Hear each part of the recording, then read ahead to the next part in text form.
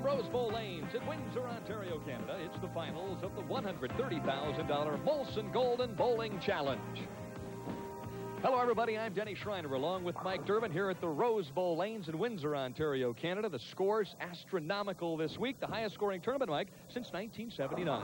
That's right, Denny. We had 7 300 games this week. It took a whopping 225 average just to make our top 24 and a 217 average just to cash. In fact, the scores were so high that during one 8-game session of the finals, Steve Wunderlich averaged 261 for that 8 games. So, man, if we get some scores like that tonight, look out. Well, the gentlemen on the telecast this evening all were dialing long distance all week long. Let's take a look at the 5 finalists for the championship round here this evening, starting with a very talented youngster, Jeff Miller. His second time in his top 24 and his first time on national television. Very controlled approach that throws that big hook. Out of the number 4 spot, Mark Williams looking to, relive 1985. 1985, he won the Firestone Tournament of Champions. Last year, he won the Touring Players Championship. Been in a bit of a slump this year, Denny. He's hoping to break out of it here tonight. And the holder of 27 perfect games from St. Louis, Missouri, Steve Wunderlich. Steve has probably the most conventional game of any of the players on the tour, on the telecast tonight. Has a very square game, hits his target. I'm surprised he's never won before. At least he's never won a singles event. He's won a doubles event. Explosive and unpredictable. That's the way they tab the youngster Jimmy Keith. Only 20 years old, but he throws probably the most powerful strike ball on the PBA Tour today. And you got to keep your eye on his spare ball, too, because it goes down the lane like a rocket. And out of the number 1 position tonight, it's Harry Sullins, one of the finest bowlers in the Midwest. Won in Indianapolis last year. That's his only PBA title. He says he wants to win victory number 2 here tonight, so he can be sure to be in that Firestone Tournament of Champions. Last week, we saw Mark Roth shoot .299. Just yesterday morning, Steve Wunderlich had a .277 on the championship pair. What do you think about tonight? Well, I think the scores are going to be high tonight, Dan. There's just no question about it. They've been high all week long. Unless something unforeseen has happened, we're going to have big scores. 230s, 240s are going to be winning and maybe even losing the matches tonight. Well, the top seed has won 5 of the last 7 tournaments here at the Rose Bowl lane, so we'll see what happens a little bit later on this evening. Opening match is coming up next in the Molson Golden Bowling Challenge from the Rose Bowl lanes in Windsor, Ontario.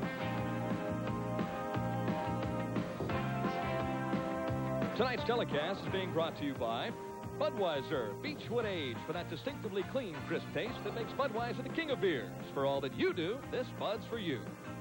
And by True Value Hardware. More than just a name, it's their way of doing business. And coming up in the opening match, it's young Jeff Miller, and he'll face off against a former Firestone Tournament of Champions champion, Mark Williams. Like many before, you came here asking for just one thing. Sadowski. Shidwolski. A chance. Pronounced Shidwolski. You're gonna make it here, 'cause you make America work, and this Bud's for you. Here's to you, Beechwood Age, for that clean, crisp taste Hey, Sid. that says Budweiser. This Bud's for you. When it comes to do-it-yourself projects, rely on True Value Hardware Store's professional quality master mechanic tools and their customer guarantee.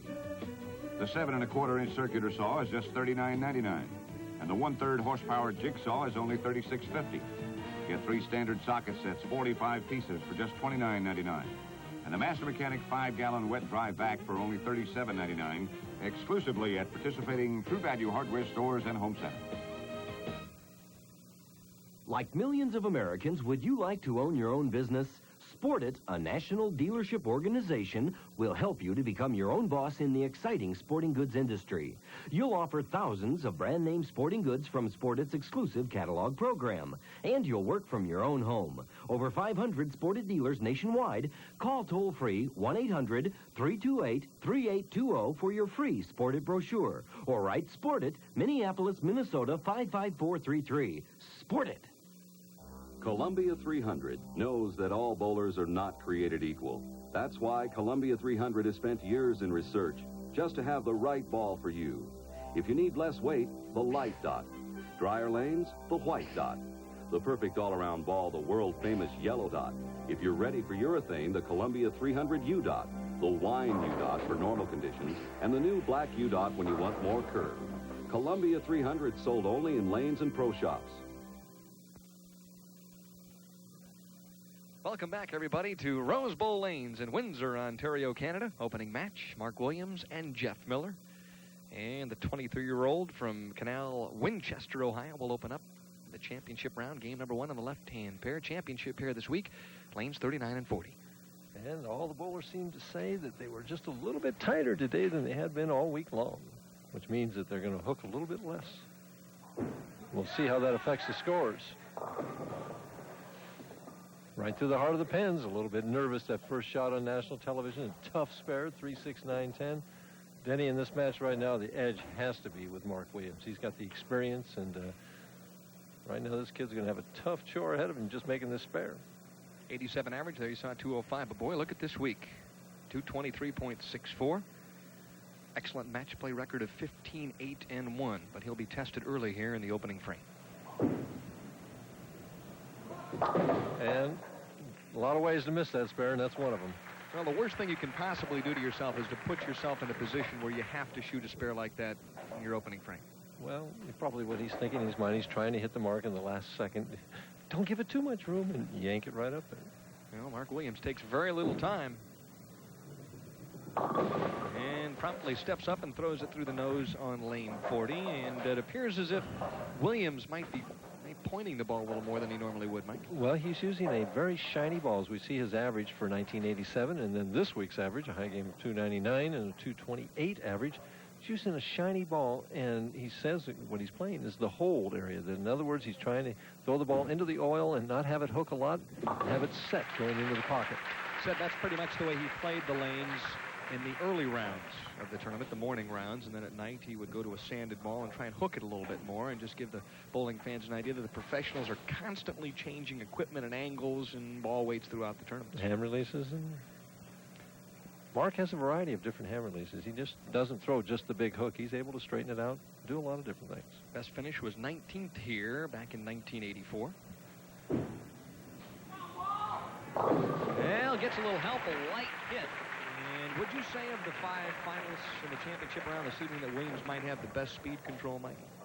He has very nice speed control. Also, Harry Sullins has nice speed. That's true. Also, this young man, one of the things that he has going for him is that he throws the ball nice and slow, and he has good carry. He's kind of like Tommy Baker with that soft speed. When it hits the pocket, it strikes a lot of times. Just like that. Well, it's funny because as I watched Jeff this week, haven't seen a whole lot of him this year, although he's really come on the last 2 or 3 weeks. It's a case of his backswing almost looks like Ted Hanna's. Well, he has a very controlled game all the way through. See how forward he's bent that way, and then he comes up at the last stiff left leg. Really, it's not how I would teach it, Denny. It's a product of today's environment that he's bowling on. He makes it work for him because he's 23 for one thing, and he practices a lot.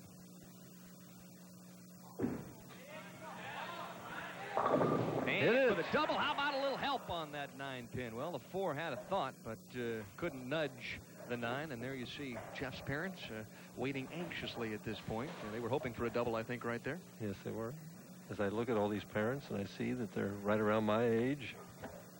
You know, it's funny when you mention the contemporary player, neither Mark Williams or Jeff Miller really has an arm swing, do they? I mean, they basically just, they don't really swing the ball. They almost carry it. Especially Jeff Williams does. All right, so a spare conversion. Boy, an excellent crowd on hand. And the bowling fans in Windsor, Ontario, have turned out in full force this week. And they've really enjoyed this tournament in the past as well. They've always enjoyed it in Canada. Been big, enthusiastic crowds up here for a number of years. Nearing the $300,000 mark in career earnings. Playing that tight shot. And he said he's playing the tug shot a little bit this evening. And so Williams, with a double in the second and third, takes a 21-pin lead. And he's doing what we call playing fallback from about board 8. Well, explain that, Michael, fallback. Well, fallback is where you're pointing it up. You're trying to get it play what is called a tight line. As we see the score, he's up by 21. Not allowing the ball to hook to the right. You're just playing a tight line to the pocket, almost pointing up to the nose and letting it fall back a little bit at the last couple feet. Williams to look for a commanding lead, and he throws a beautiful shot in the 4th frame, and so he's extended that advantage now to 31 pins. So Mark Williams comfortable, but stay tuned. Plenty of bowling left in game number 1.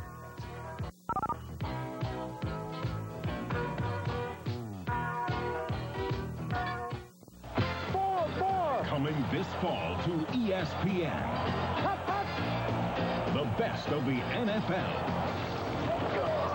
From preseason contests to 8 Sunday night clashes and the season finale Pro Bowl, you'll see it all live on ESPN.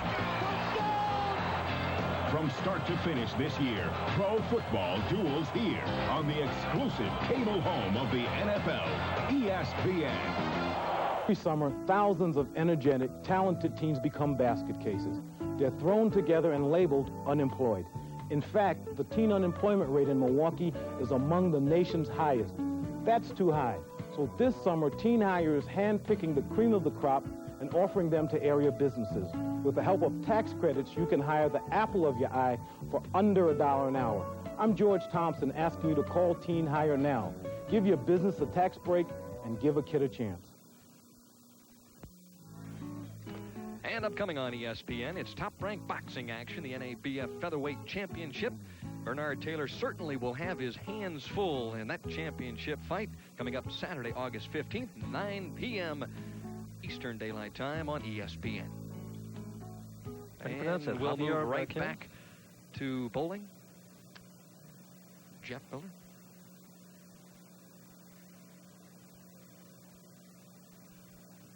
Miller needing a strike here in the 4th to get something started. Just not lined up. He's trying to play a little bit of a soft hook, have it finish into the 1-3 pocket, and he's been a little on the heavy side all the way. He needs to move another board to the left and get himself lined up better. Switch his balls here to a harder, shinier one to shoot the spare. Common practice among the young players on the PBA Tour. A lot of them learn to throw that ball straight at the spare, too, as he's doing.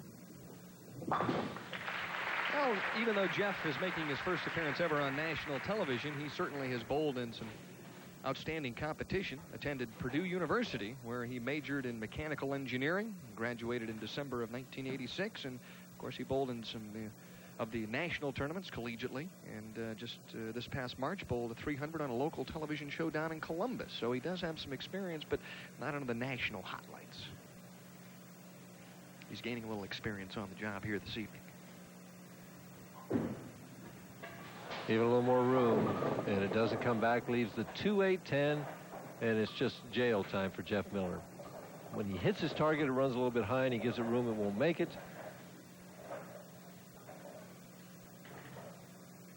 Got to be tough for a player like that who is used to having a little room where you loosen up that arm swing and you can give it a little room to the right and get the ball back. Then all of a sudden things tighten up a little bit on you. You don't have that swing area, and that's when it gets a little tough.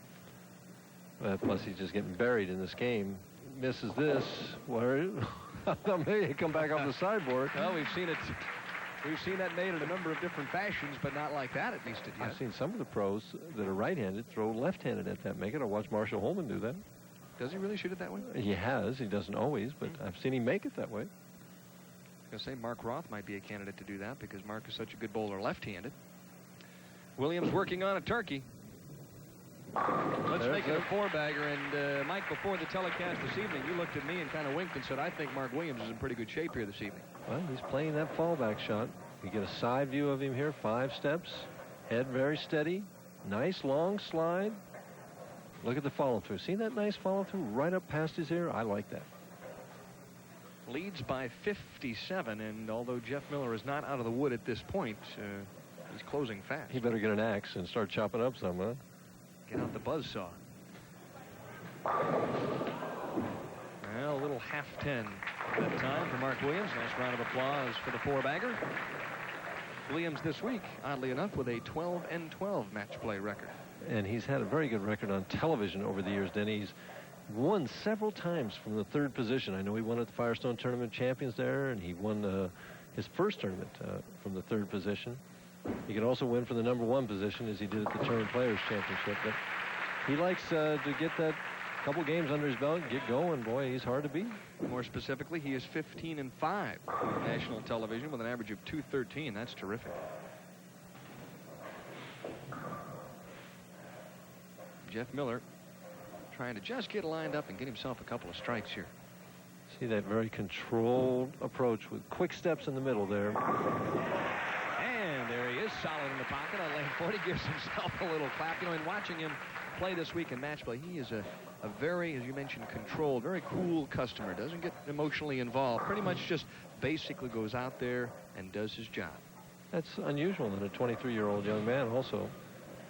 Right now, Denny, he'd just like to say, I got a double, you know, on national television here. Well, Jeff started off the week in 40th place after the first 6 games, so he continued to climb the ladder all week long, culminating in a 5th place finish last night. Come on, ball. How about a double? There we go. Get that 10-pin out of there, and he will breathe a little easier. There's Mom and Dad. Obviously, they are delighted with the doubles, so he trails by 46, but what the heck? Anything could still happen.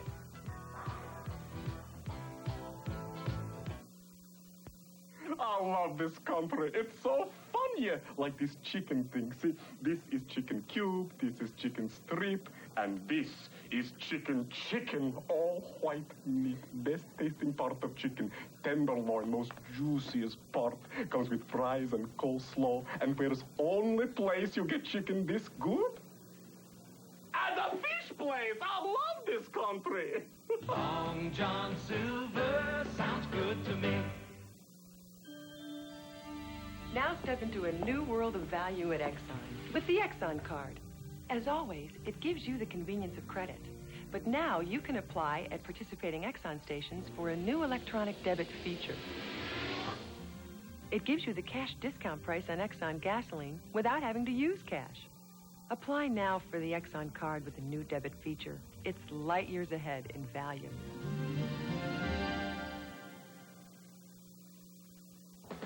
From tee to green, television's best golf coverage is on ESPN. The greatest tournaments, including Grand Slam events, the U.S. Open, British Open, and the PGA Championship. Outstanding PGA Tour, LPGA, and Senior PGA Tour golfers, featuring Jack Nicklaus, Pat Bradley, and Arnold Palmer. ESPN's live coverage from the world's most spectacular courses brings you closer than ever to the players and the action. The very best is par for the course on ESPN. Last year, Mark Williams won better than $52,000 thus far. Mike Durbin, he has won just a fraction better than $20,000, so it's been a down year for Mark Williams. And in 1985, he won over $100,000. So this year, he only has 9 cashes in 25 tournaments. So, as I said, he's been in a bit of a slump. Maybe he's found what it takes. Obviously, you see, even players that have been in slumps can throw strikes out here. The talent is so deep on the PBA Tour. Possible 269 for Mark Williams. You know, the one thing that I wanted to mention about Mark in all of his telecasts is he is Mr. Cool. He just never gets rattled. We see him up 46 pins here, trying to increase it to 56. The pressure just never seems to bother this man.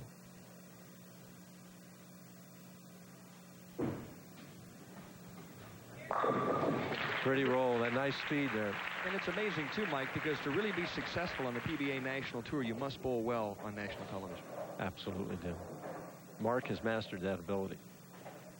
Jeff Miller trying to go back to work. Doubled in the 6th and the 7th. He trails by too many at this point, though, 56.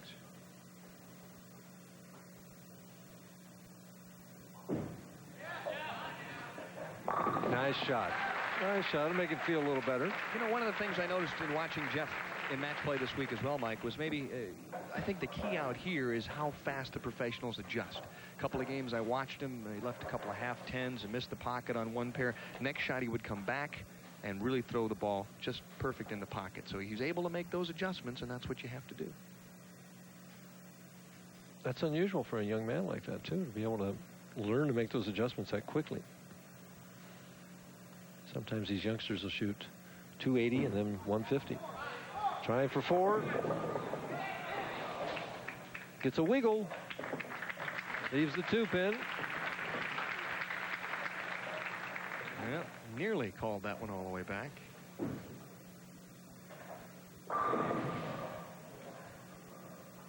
Regardless of where he finishes here this evening, this will be his largest ever PBA paycheck.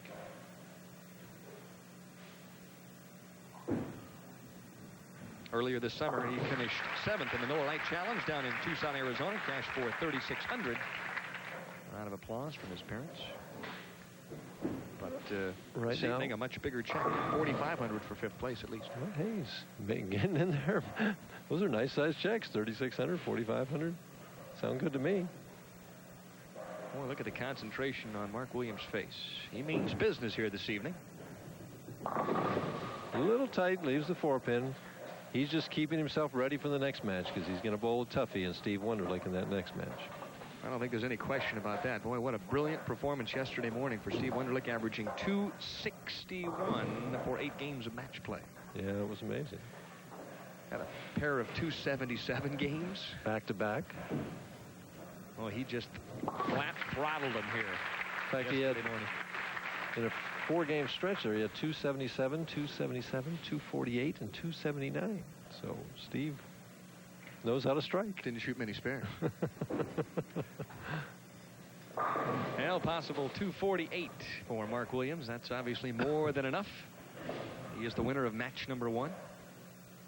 And will face Steve Wunderlich.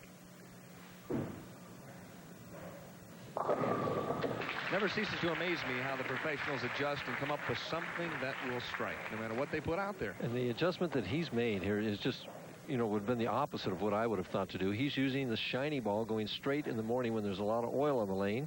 And then when he did bowl in the evening rounds, when they hooked more, he used a sanded ball to send it around and hook it more. I used to adjust. Maybe that's why I'm up here and he's down there. Huh? That's a possibility. Just finishing out the game. Mark Williams, winner of 4 career PBA titles, 5 career 300 games. His last 300 just a couple of weeks ago. Well, actually last week in the Greater Buffalo Open. He's getting himself ready, getting himself back on track. He says, why is this tour ending? I want it to go on. That's right. This is the final stop for the touring professionals. Of course, the PBA Seniors Championship next week in Canton, Ohio. All the action begins at 9 o'clock. On ESPN next Wednesday night. 2:38 for Mark Williams. And he'll advance into game number 2. Jeff Miller, meanwhile, will finish things out in his first ever appearance on national television. Ooh. And that's not the way you want to do it. With a double pinnacle. Look at Jeff's face. Boy, I tell you, it's such an interesting experience to watch the young Tigers, the young professionals out here have to suffer through that learning process the first couple of times. First couple of times they make the finals, then the first couple of times they make the championship round. Yeah, but this is only his 2nd time in the top 24, and he's in the championship round, so he's learning there quickly. Now, how about making it on national television? Not quite. Well, a disappointing 176 for Jeff Miller, but nevertheless, a nice check this week with $4,500, 238 to 176. Mark Williams appears to be lined up on the championship pair, lanes 39 and 40. Will his success continue? Only time will tell. Former Firestone Tournament of Champions champion will line up against Steve Wunderlich. But don't forget, the bowling news is coming up next. It's your call. You can enjoy the fresh baked quality from Domino's Pizza or take your chances with the Noid. You can have pizza made to your order, or you can count on our famous 30-minute delivery, or you can taste the quality from Domino's Pizza, so avoid the Noid. Domino's Pizza delivers. Call now. Get it right. Get it right, get it right, get it right. Get it right. Nobody's body's like your body. Foot Locker, we got the shoes for your body. Get it right. Come see the latest and the greatest. Foot Locker, #1 for your body. In the gym or on the court or on the street. The Foot Locker pros got it right for your feet. Serious. Get it right for your body. Come to the stripes. Foot Locker, come to the stripes.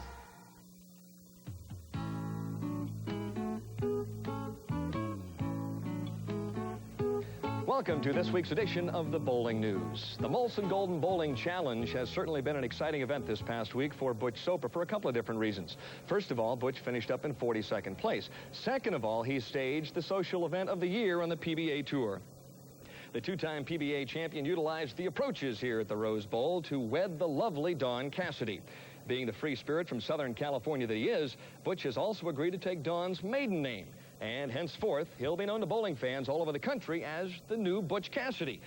Whatever happened to Paul Newman and Robert Redford?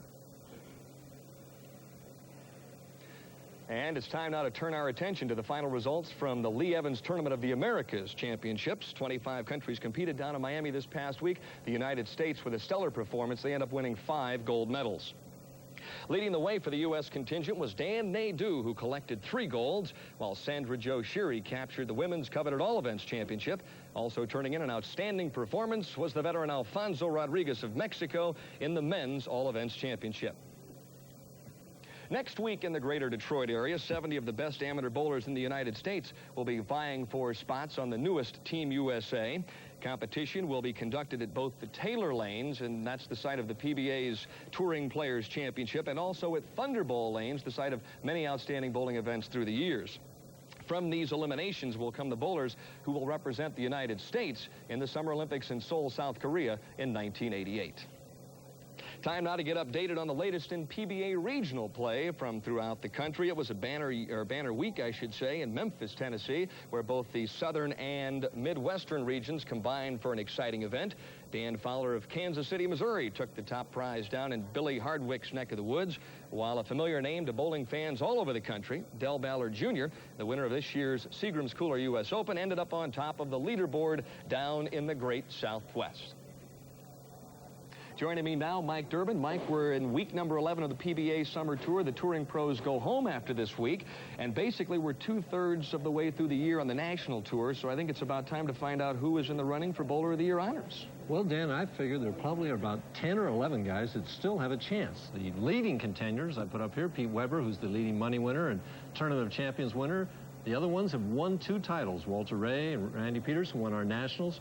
Brian Voss is right there, and Kit Wagner has 2 titles this year. There's still a couple others that have good chances. Pete McCordick is still looking for that, quote, elusive first title, but he did bowl 300 on national television. If he could win a big one in the fall, he'd still have a chance. And Del Ballard won the U.S. Open. Another win for him would put him right in the thick of things.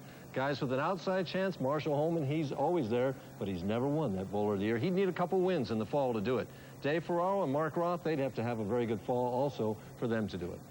Now, Mike, as you take a look at the number of people that you have listed there, you don't see a left-hander among the top candidates. That's right. There aren't any left-handers right now in my top 10, but Parker Bone has a chance. He has 1 title, and he has over 60,000 in winnings. If he won a couple in the fall, we could have a left-handed Bowler of the Year. And, of course, some exciting tournament action coming up PBA-wise in the fall, so you'll want to make sure you stay tuned for that. We have a special feature now produced by Jim Duff, and it's on a man who really is the backbone of the PBA Tour nationally on the road. It's Harry Golden, the National Tournament Director, and I think you'll enjoy this. Good evening, everybody. Introducing the finalists for this year's Hammer title. He is the man who introduces the stars, and Harry Golden has been doing that and a lot more for as long as most people can remember. The 62-year-old Golden, our Goose as he's affectionately called, has been the PBA's National Tournament Director for the past 26 years. His job entails everything from handling tournament introductions to sitting in a back room of a different bowling alley in a new city almost 40 weeks out of the year, coordinating hundreds of details at each and every tournament stop. In other words, while the pros are out front rolling for fame and fortune, this man is in the back, making sure everything gels. I am single and an only child, and the guys on the tour are kind of like my family. It's not like a job. It's definitely like a way of life. Harry Golden's way of life is full of details and deadlines and meetings with his many bowlers. Okay, it's quiet time. Here are your starting lanes on 3 Snell. If this were a family gathering, Golden would be the father. You see, Goose has no other family, so these pro bowlers are, in effect, his adopted children. I've had to be strict with them. I've had to listen to their problems and console them. But through it all, we have established a great rapport. And I love my guys. Now, what'd you have to say, Lichko? I was wondering if you were going to be on the front cover of a Cosmopolitan or Playboy when they're following you around here. GQ is where you're going to be. This is my outfit for the centerfold. Golden's rapport with the bowlers is such that back in 1980, they all pitched in and bought him what he calls his most valued material possession, a diamond-encrusted medallion that says PBA Players Hall of Fame. Goose wears it just about everywhere he goes and is the only person to ever receive such a gift from the players. Trying for an early double. And has it. Woo! That one held, didn't it? Back when Harry Golden first started running the show, there were just 11 professional bowling tournaments. Nowadays, there are about 35. And as the sport has grown in popularity, so has its national tournament director. His job, running tournaments, has taken him all over the United States and the world. At one point, he traveled to 753 tournaments in a row before being slowed by open heart surgery back in 1984. But it wasn't long before he was back on track, working behind the scenes with PBA staffers and traveling with his beloved bowlers. Week in and week out, Harry Golden is there. One of the PBA's original trailblazers, a man with his ever-present gold medallion, a goose that's truly golden to the sport of bowling. I love what I do. Not too many people can say that, so I feel very, very fortunate. Now, I've done a little soul searching, but I feel that I have not lost my enthusiasm for the job and the position. When I do, I'll leave. Until that time comes, as long as I can handle the job, I'm going to be here.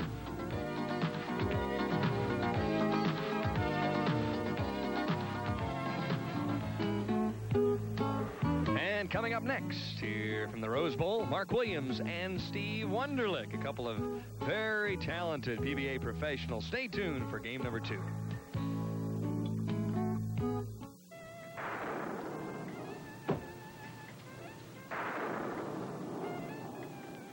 Hi. I've been looking all over for this terrific video cassette I heard about. It's called Not So Great Moments in Sports. Like one scene is where Billy Martin tries to give an ump a shoe shine. That's a fantastic video. My favorite part is where John McEnroe plays tennis with his orange juice. I hear there's a scene where Reggie Jackson protests a Gaylord Perry spitball with a visual aid. Yeah.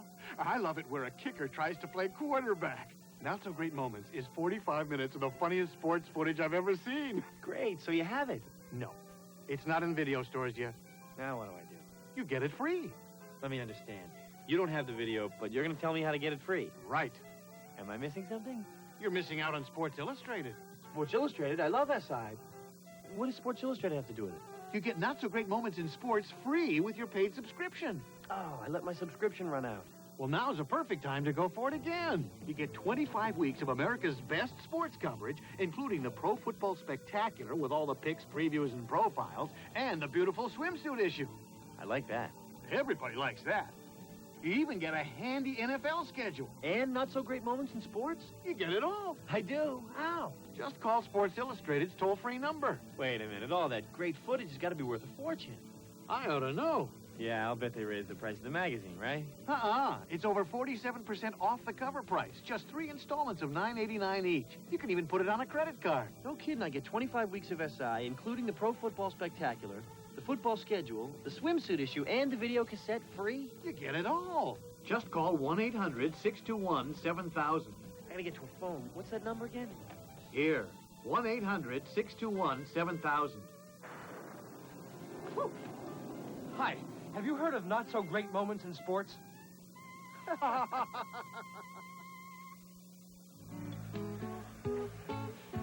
And it won't be long until the National Football League starts playing on ESPN. The Bears and the Dolphins. Oh, my goodness. Chicago and Miami at Joe Robbie Stadium. Probably the first game that they have hosted there. Sunday, August 16th, 8 p.m. Eastern Daylight Time. National Football League action on ESPN. Game number 2, Steve Wunderlich on the left, Mark Williams to the right. A couple of players, Mike Durbin, that if they get lined up can just flat strike. Well, Mark Williams considers himself a streak bowler. He won in Windsor Locks a couple years ago in '85 from the 3rd position. He won the Firestone from the 3rd position. And when he starts winning like that, he says, hey, I'm just going to go right up the ladder. Ooh, do you see him knock out that 10-pin? Starting where he left off, had 7 strikes in game number 1 and to 238. Good enough to defeat Jeff Miller. Steve Wunderlich. Wunderlich's strategy here has to be simple. He's chosen to finish on the left lane, so what he wants to do right away is get out with a double quickly and put some heat on Mark Williams right away. Take a look at those numbers. 277 game and a 236 game on 39 and 40. Will the magic continue? Oh, boy, how many times did I see that shot yesterday morning here? Unbelievable. There we see his year's average, not quite as high as that 250 average. Still respectable average, 209. 227 this week. So everybody's average went up a little bit this week. What's incredible to me is this young man has 27 career 300 games. I saw that stat on the bio today. And that's more than the city of Windsor, I think. Total. It's possible. I don't know. Many Christmas, 27. I guess this guy knows what it's like to strike in the 10th, 11th, and 12th. Trying to open up with a double. And he does. And there's his lovely wife, Cindy, who this past week did not travel with Steve. She's traveled all summer with him. She went home this week. And what happens? He makes the telecast, and she's got to come right back out. Bad news, you know, sometimes with those wives and husbands get separated, the husband bowls well. You're right. That could present a problem. But as long as those big paychecks keep coming in, it won't. Well, will Mark Williams match the double? Of course he will. And I think we're going to see a bit of a strike fest in game number 2. Did you see his confidence there right away? He just knew as soon as he let that one go that it was dead flush. Comes over to the left lane. He's really into the match. He just took one quick look at the pins and said, I want to re-rack. Gets it immediately. Again, the re-rack rules. He gets his first 3, and then after that, he don't get any. Mark Williams was never lower than 5th at any time this week, and he was the most consistent player of the television finals. That's what he says his goal is, to be consistent on the tour. Is he 3 for 3? Ooh, boy, that 10-pin wiggled just a little bit. Not enough help from the 6-pin. Well, we saw Mark Roth love tap it a couple times and then not get that identical hit on the 12th one for 299. The bowler hopes that he's going to get a break because he can feel it as it comes off his hand that he didn't quite get the lift with the fingers that he wants, and he's hoping for help.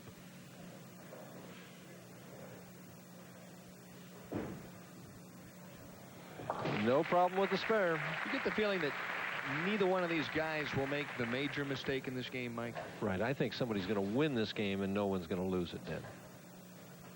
Of course, these two gentlemen have bowled against each other numerous times throughout match play competition. Only PBA title was in the Senior Touring Pro Doubles Championship. Teamed up with Les Sykes.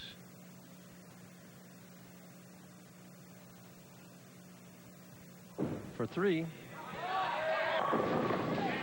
Same identical hit, so they're tit for tat right here. Of course, we want to mention as well that Steve did win the ABC Masters Championship. Right. I think at the top of the show I said that he'd never won a singles event, but I meant a PBA singles event. He has won the ABC Masters, which is a very prestigious title. Watch how straight his swing is. Comes right back here. Look at the parallel left arm out there. That's as square as you can get it right there, Den.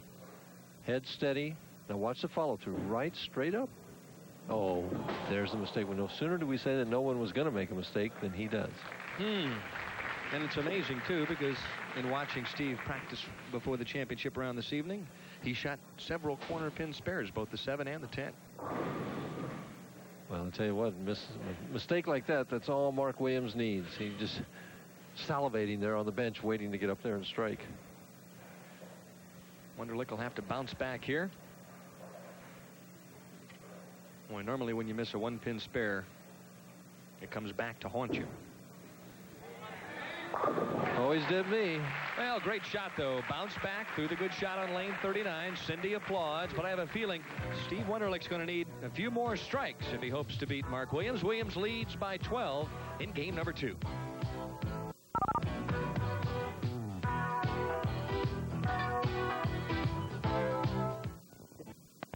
If you donate a car, truck, boat, camper, or other item to Rawhide, the new tax law still allows the full value to be claimed as a deduction.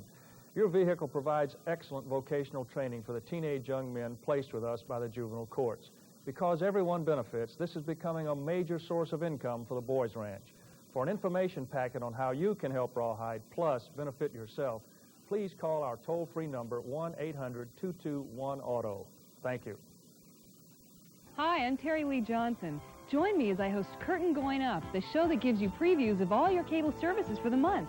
The movies, the romance, and the comedy. Plus, I'll have profiles of Hollywood celebrities along with the latest entertainment news. Curtain Going Up lets you choose the programs you want to see, from the great sporting events to music concerts, from Broadway shows to nature series. I'll show this and more every month on Curtain Going Up.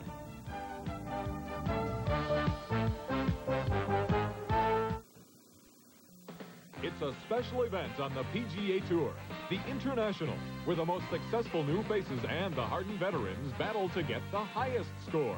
The International, live Wednesday and Thursday on ESPN. And we'll wrap up the PBA Summer Tour on ESPN next week from the Hall of Fame city, Canton, Ohio. The Ebonite PBA Senior Championship, Wednesday, August 19th, 9 p.m. Eastern Daylight Time. Janet Bueller, the wonderful hostess of that tournament for many years, feeling a bit under the weather at this point. Not sure if she's going to get a chance to stop by and watch the tournament proper, but I'm sure she'll be watching on ESPN next Wednesday night. And all the bowlers from the PBA Tour want to say hello to Janet and get well fast, sweetheart. That's exactly right. No fooling around there now, Janet. 12-pin lead for Mark Williams. And we are early on in match number 2. Williams defeated Jeff Miller 238-176 in the opening game. And he's trying to continue to climb the ladder. Next in line would be Jimmy Keith. Well, he's got lane 40 just wired. Any trouble he's had has been a little bit on 39, where the ball hasn't quite finished, or it faded a little bit too much. Looks like my ball going down there. All I can think about when you talk about that fallback shot is Roy Buckley and some of those elder statesmen. Billy Hardwick. Yeah, I guess you could consider Hardwick an elder statesman, couldn't you? He's my age. I'm glad you said that, and I did. Williams for the double. And he slaps that 10-pin out on lane 39. And you see the difference between that shot and the one in the third frame was just the lift of the fingers. And there's David Rose, the proprietor here at Rose Bowl Lanes. And what a marvelous job they've done here renovating the bowling center, spending nearly $250,000 this past year. And the Rose Bowl, it's not in Pasadena, but boy, is it gorgeous. It shines. You can tell that they spent the money, and the pros really have enjoyed themselves here this week. A terrific week. Wunderlich trying to scratch his way back into the match, likes the shot, and rightfully so. Doubles in the 5th, trails by 12, and he can't afford to make any more mistakes. Watch the follow-through. Really forced that one up. Gets that finish at the back end, which Steve always seems to get. Wow. Pretty shot. Knew it all the way. Earlier this year, Steve lost from the top seed position in the AC Delco Classic. Lost to George Branham III, 225-182. And there's nothing worse than leading a PBA national event and getting beat in the championship round from the top seed spot. Especially as the ball that he'd used all week long disappeared, wasn't there for him to use. He had to use a different ball. And, of course, George Branham bowled a big game. Another re-rack on the left-hand lane. He took 2 of them. That's how important that Steve thinks this shot is right now. He knows that Mark Williams is a streak player and that when he gets going, he can strike forever. So he has to try and cut that deficit to 2 pins right now. It's the psychology of match play again, Dan. In match play round number 5, Steve shot back-to-back 800 series. And boy, he would love to have one of those strikes right here in the 6th.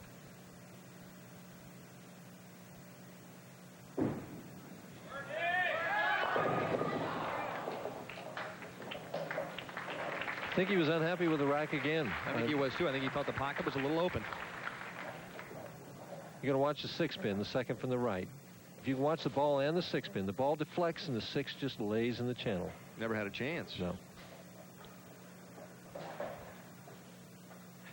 Something's wrong. I don't know what it is.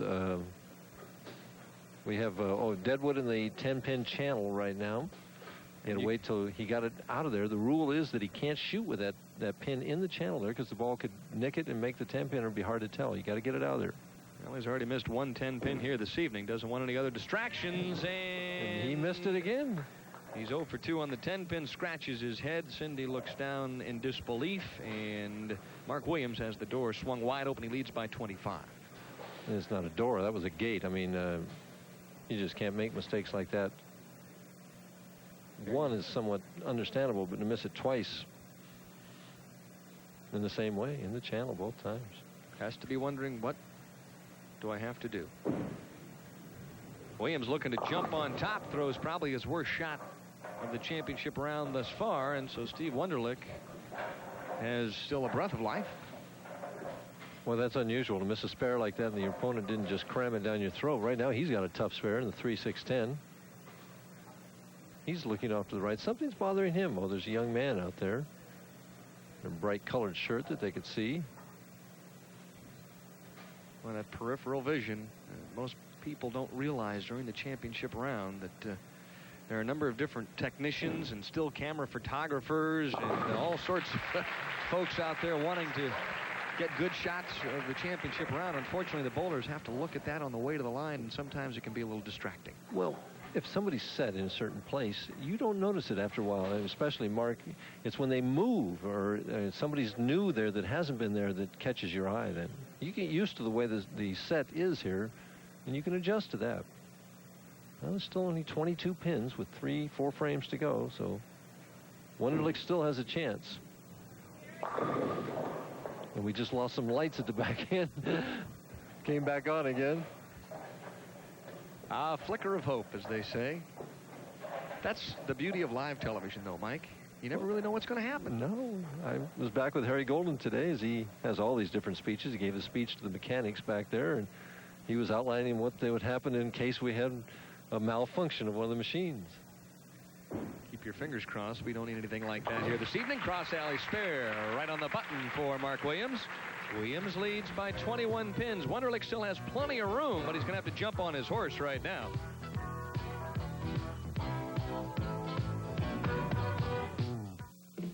Painting is hard work, so you want a paint that works hard for you.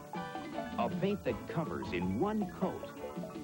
A paint that's washable. A paint that lasts a long time. A quality paint that's backed by research and careful manufacturing. That's why you should demand Dutch Boy. Save on Dutch Boy paint and win a great vacation during the Dutch Boy nationwide sweepstakes sale at participating retailers. Around here, raisins are big business. So when Kellogg started putting 2 scoops of raisins in the Raisin Bran, I knew we had problems. It's simple. The law of raisins. You put 2 scoops in each box. You sell more boxes. Bam! Raisin shortage. I respect Kellogg's, but that's a lot of raisins. You know what I tell people? You got a backyard? Plant raisins. Fiber-rich Kellogg's Raisin Bran. 2 scoops is a lot of raisins. And there you see some unbelievable numbers. Billy Hardwick still has the all-time PBA record for 8 games in a invitational over in Japan. You'll be heading that way pretty soon, won't you, Mike? Yes, I will. PBA will have the Japan Gold Cup. Cup. Right. Right. In September. Mike Durbin will be heading off to the land of the rising sun. Meanwhile, Steve Wunderlich back in the pocket on lane 40, and this is a must strike, right, Mike Durbin? 8th frame, 21 down. Absolutely. No spares in this. He's got 5 strikes and 2 blows. If he'd made the both 10 pins, he'd be up by 3 pins right now. As it is, he's down by 21, but he's still in the match. You love those X's, but the dashes, oh, you can have those, right? Well, they're your own fault most of the time, especially in this case.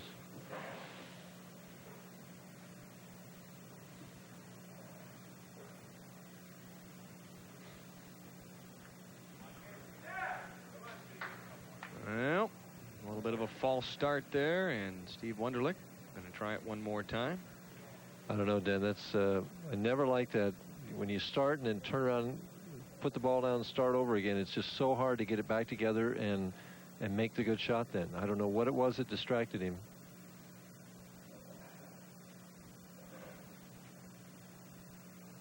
I think one of the television lights blinking on and off inadvertently. Wunderlich tries to make the big shot. How about some help? And the 4-9 stands, and that's obviously not what Steve Wunderlich was hoping for. Well, he's staring at another open, his third in 8 frames. Mark Roth made the 4-9 last week. He better make it now or he's got no chance.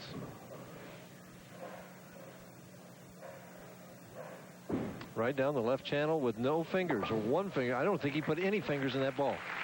I think he took his fingers entirely out of that ball. Kind of a fresh approach to shooting the 4-9. These modern players. Best possible score that Steve Wunderlich could shoot now would be 172. Meanwhile, Williams leads, make that 202, excuse me. Mark Williams leads by 33, and he's really had an easy time of it here in the first 2 matches. 10-pin wiggles, but does not fall. If he stays clean, he's a winner. Bowling fans, if you have not yet had a chance to watch Jimmy Keith bowl, he's in the next match. So don't go away, because you're going to see something that's as close to an atomic bowling ball as you might ever come up and watch. This will astound you, this next match. He's the classic contemporary player. Williams trying to put the finishing touches on game number 2. And Mike, what does it do for your confidence when you sort of waltz through the first couple of games of a championship round? Well, right now you get the thought in your mind that, hey, this is my day. Everything's going my way. My opponents are getting bad breaks, and I'm staying right in the match. Actually, the bowler, you know, it's not so good for us and for the viewers and everything else, but the bowler's loving these runaways. I mean, although this is not completely over yet. Well, so seldom out here do you get easy matches and easy victories, and there's a bit of a combination between a swisher and a wall shot. A strike nevertheless in the 9th frame. 234 possible for Mark Williams, which would obviously be more than enough. Well, right now Wunderlich is potential 202. Interesting, if he struck out, he'd have 9 strikes to shoot 202. And that would make Mark Williams mark in the 10th frame. He could open, we could have a tie. High. He just lost his concentration. I mean, too many things happened in a short span here for him to maintain that composure. And his wife looks on and thinks, one more time, things didn't go Steve's way. Well, I think there are several of the experts, the writers throughout the country, and the players themselves that I think have kind of wondered in their mind why Steve Wunderlich hasn't won more than just one PBA title. He's been out here 8 years. You always wonder, he's kind of like the kid on the outside of the candy store looking in. He's never been able to grab the handful. The door's always locked. He's either too early or too late. Excellent bowler. I mean, you watch him perform week in and week out, and he's got the ability. It's just a question of breaking through. He's had some bad breaks on television. Tonight, they weren't so much bad breaks as they were errors.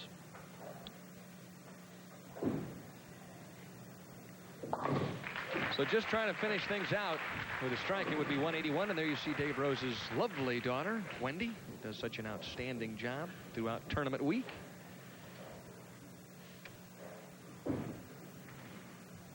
And not exactly what he had hoped for, 181, the final score for Steve Wunderlich, but nevertheless, a $5,500 check for 4th place. Meanwhile, Mark Williams will continue the trek towards the top. Williams actually with a couple of free shots at this point. He wants to practice a little bit, maybe try something new. Obviously, that didn't work. Well, he's thinking, hey, man, he doesn't get an extra practice shot on that lane. I'm going to have to move on that lane next time up. See kind of a little bit of a grin on Mark's face. That's as close as you'll get to a reaction from him, because I think he realized that he didn't throw it particularly well, but it doesn't make a whole lot of difference. Going to go for the make? Ooh, almost. Well, match number 2 is over. Not the most high-scoring match we have seen this summer, but nevertheless a victory as Mark Williams and Steve Wunderlich chat about game number 2. There you see it graphically, 200 to 181. Nevertheless, Williams pleased because he'll move on to the next game against an outstanding talent from down Florida way, Jimmy Keith. Coming up next, Mike Durbin and the Bowling Tips. Bud Thunder. It's revved up and coming at you.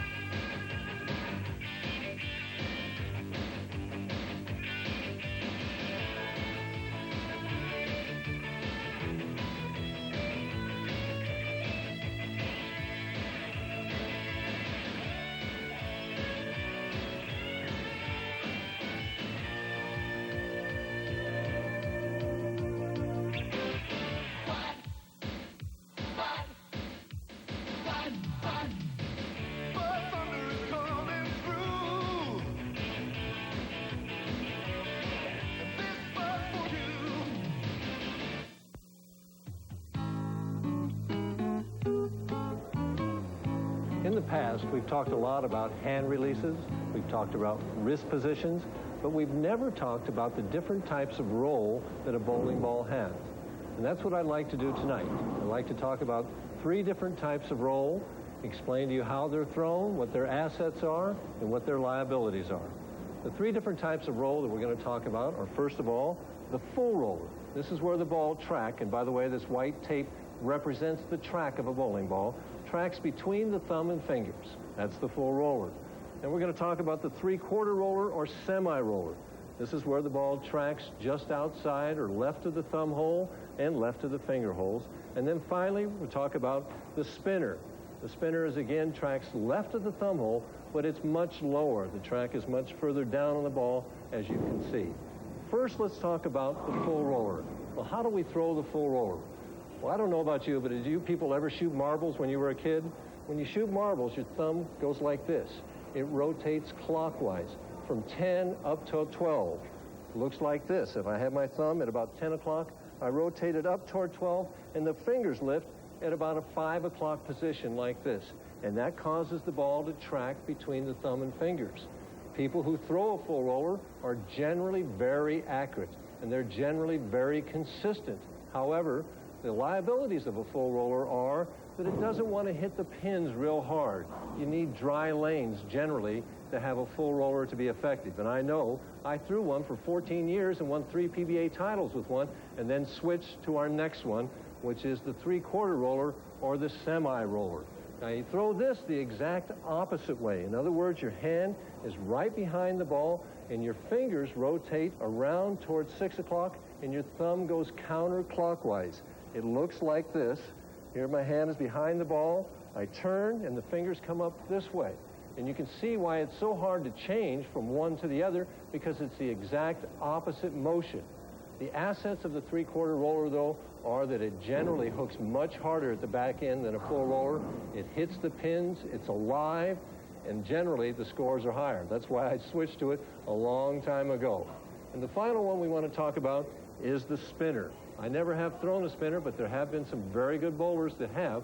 The bowler of the first half century, Hank Marino, used to throw a spinner. The way you throw a spinner is that you get your track and your wrist tilted down so that you're almost on top of the ball, going a little bit over the top of the ball. This causes it to track down here. Spinners, again, are very good when the lanes are dry, when you want the ball to go a long way before it hooks. However, they generally have a little bit trouble when the lanes are wetter. But the important thing to remember is that no matter whether you throw a full roller, 3/4 roller, or a spinner, is to be consistent with that delivery. And if you're consistent, your averages are going to go up. See you again next week.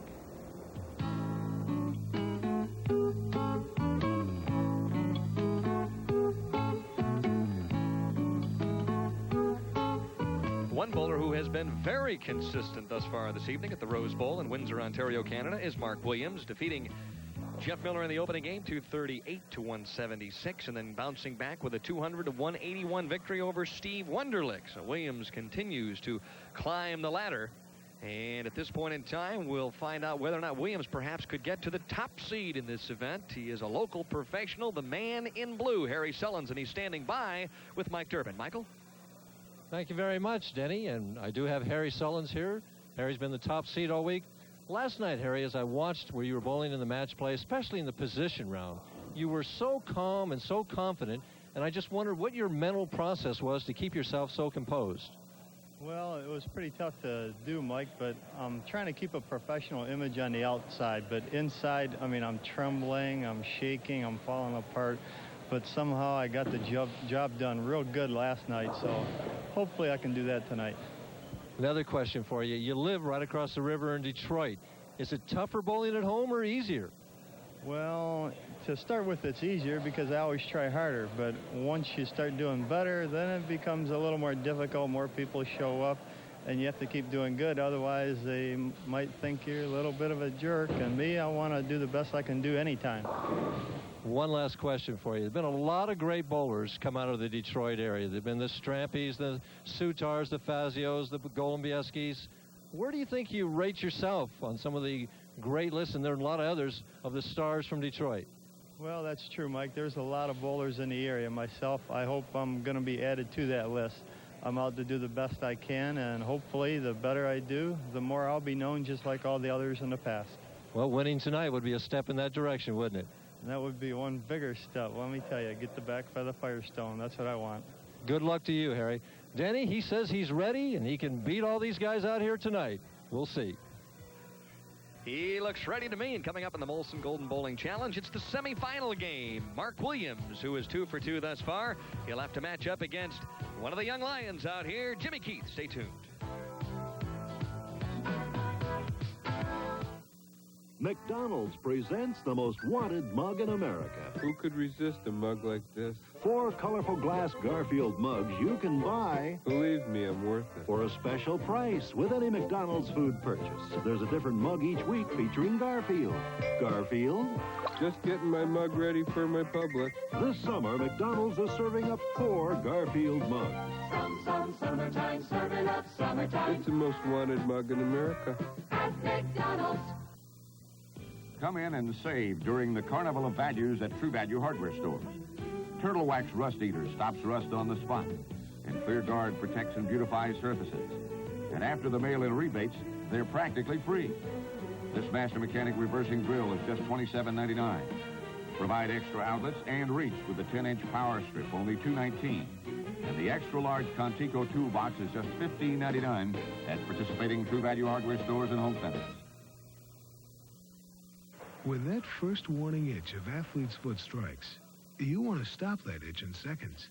Not even the leading remedy says it can do that. But Absorbine Junior can. Absorbine Junior also kills athlete's foot fungus on contact. So when that first warning itch of athlete's foot strikes, why wait 24 hours for relief when Absorbine Junior can stop that itch in seconds? Absorbine Junior can do that. It really can. When it comes to buying a home, most people go about things in a very strange way. In fact, they fall in love with a house before they know how much house they can afford. Maybe the last thing on your mind should be the first place you start. Talk to a member of the First Nationwide Network about home loans today. You'll get a handle on all your housing costs and a start in the right direction.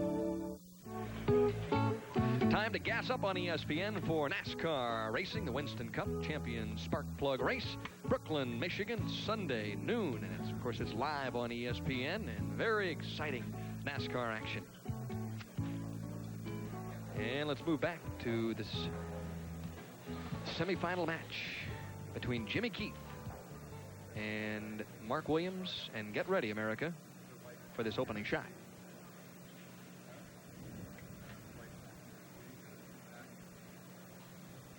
Jimmy going to take a moment or so to get set up. He's waiting for a grin on his face as a couple of action to take place over here on the sidelines. Boy, he's loose, though. Don't worry about this guy. He is really loose. From West Palm Beach, Florida. Now watch what he does with that ball in the approach. Look at the wrist. And there you see right away, Mr. Excitement on the PBA Tour, just slashing the pocket.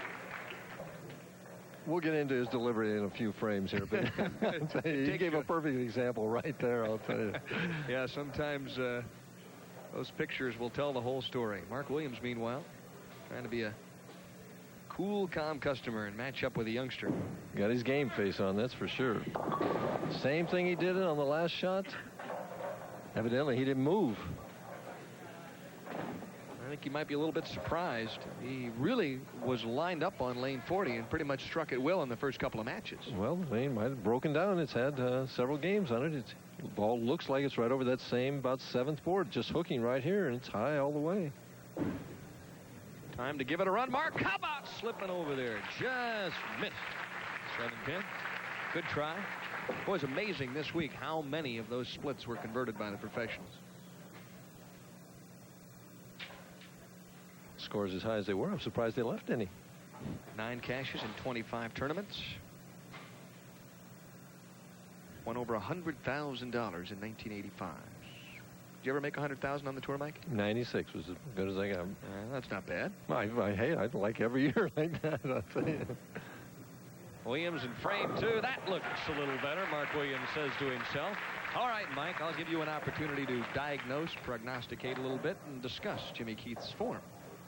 Well, as we said, he's the modern contemporary player. I guess that's a little redundant there, but as a youngster, and he's only 20 now, he took an 8-pound ball and started palming it and found that it hit better than his 16-pound ball, and so he's just developed into this style where he's double jointed in his wrist and hand, and he curls that ball back on his wrist and promptly throws a Brooklyn. Yeah, but it still is X on the spot. Well, he's not going to be the most accurate player you'll find. Well, see him roll it back on the wrist now. Right there. Entirely like a palm ball, but his thumb is in it all the way, and he lets it go. I don't know if that arm ever gets straight, even at the bottom of the swing. Man, look at this thing take off. Look at it turn over. Zzz, look at the revolutions on that bowling ball. Wow. What's he have, 20, 21 revolutions? I couldn't count him. It goes too fast for me. Ouch, say those pins. You can see those pins. They start dancing backwards when they see that ball come. Well, it reminds me of that cartoon you see where the guy's throwing the ball at the one end of the lane and the pins are down there afraid, you know. Hey, I know one thing. If I was standing back there, I'd get the heck out of the way. Mark Williams with a re-rack on lane 40. That's got to be... Do you watch a guy like Jimmy Keith bowl in match play, Mike, or do you just kind of put your head down, don't even want to look at it? I wouldn't want to look at it. Believe me, I would not want to watch him bowl if I were bowling against him. Williams better strike right now or he's going to be in serious trouble. Made that adjustment. I think he just moved the board left with his feet and his target, and that's all it took.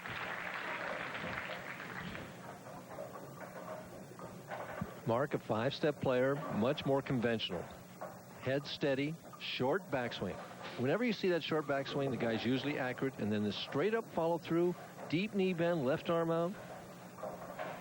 Except for the controlled swing that he has and the short backswing, he's a conventional type player. I mean, but he gets heavy lift with his fingers. Interesting as well on that right hand.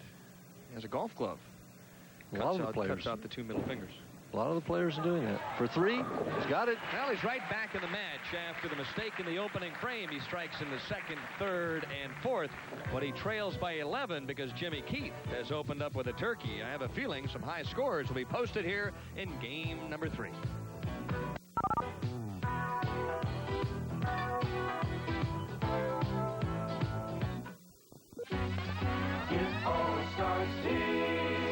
It all starts at Fred Jones Pontiac GMC Trucks.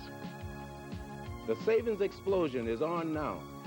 With 1.9 financing or up to $700 cash back on new Pontiac. It all starts here at Fred Jones, the Pontiac and GMC Truck Capital on Capital. It all starts at Fred Jones Pontiac GMC Trucks, the Pontiac and GMC Truck Capital on Capital, 130th and Capitol Drive. If you donate a car, truck, boat, camper, or other item to Rawhide, the new tax law still allows the full value to be claimed as a deduction. Your vehicle provides excellent vocational training for the teenage young men placed with us by the juvenile courts. Because everyone benefits, this is becoming a major source of income for the Boys Ranch. For an information packet on how you can help Rawhide, plus benefit yourself, please call our toll-free number, 1-800-221-AUTO. Thank you. In September, an ESPN Total Sports Labor Day weekend. It's ESPN's college football season opener on Wednesday. It's the NFL Thursday night. It's Top-Rank Boxing's main event. It's the beginning of weekly Saturday college football. It's auto racing at its best from around the world Sunday. And it's the world's richest quarter horse race Monday. A preview of the outstanding live events in the months to come in one spectacular Total Sports Labor Day weekend on ESPN. And the past winners here at the Rose Bowl, defending champion Don Janelle had a solid week this week, finished 9th, but just couldn't quite get to the show. 1985, Billy Young got his first victory here. In 1984, Pete Weber started to become a star. And in 1983, Dennis Jakes beat Sam Zurich 157 to 156. Doesn't make any difference, though. And look at that trophy. No, that is not a 50-story building. That is actually the trophy. I'll say that looks like the World Trade Center, doesn't it? Boy, gorgeous trophy. Jimmy Keith would like to take it home to West Palm Beach. 4 in a row. Oh, look what silly little 4-pin. It got clipped from behind. It's amazing that he can throw it so hard and hook it so much with so little effort. Well, one of the greatest bowlers of all time, Nelson Burton Jr., certainly knows bowling talent, and he selected young Jimmy Keith to bowl with himself in the PBA Showboat Doubles Classic earlier this year. And he said he's subject to shoot 260 anytime. You never know. Bo said, I don't really care to line up against him. Just let him go, unleash him, and we'll see what happens.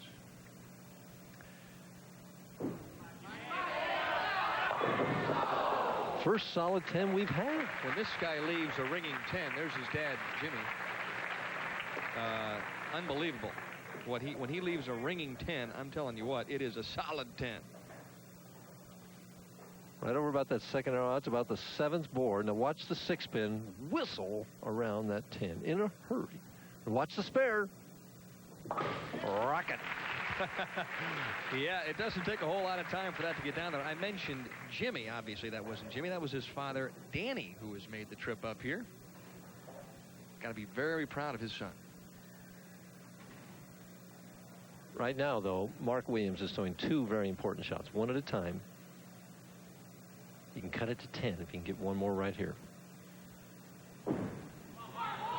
Soft. Boy, he just quit on that shot. He didn't follow through the same way he had, just kind of dumped it off his hand and quit on it. I don't know if it was me, but it looked like he almost hit his leg in the backswing. He did hit his leg, but he's done that before. I've seen him do that. Now watch the follow through. He just kind of dumped it, and the hand went to the right a little bit, and the ball's just right through the nose instantly. Well, he got a break in that he didn't leave the split. How about the conversion? Uh-oh. Missed it. Yeah, he knew from the minute that left his fingers that it was going to be a problem. So Williams, with his second open, obviously disturbed with himself, and Jimmy Keith, while resting, is now leading by 35. Comfortably.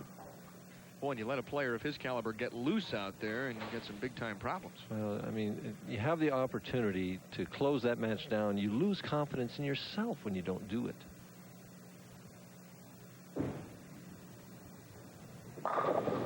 He went through that ball much firmer. Probably realizes that himself, too. But you have to make do with what you've got. He'll just have to do what he can from the 7th frame on out. He looked up at the score, and he just kind of shook his head and looked down. You know what's great about Jimmy Keith? His bowling goal is to hit the $1 million mark. Boy, I like a kid that thinks big.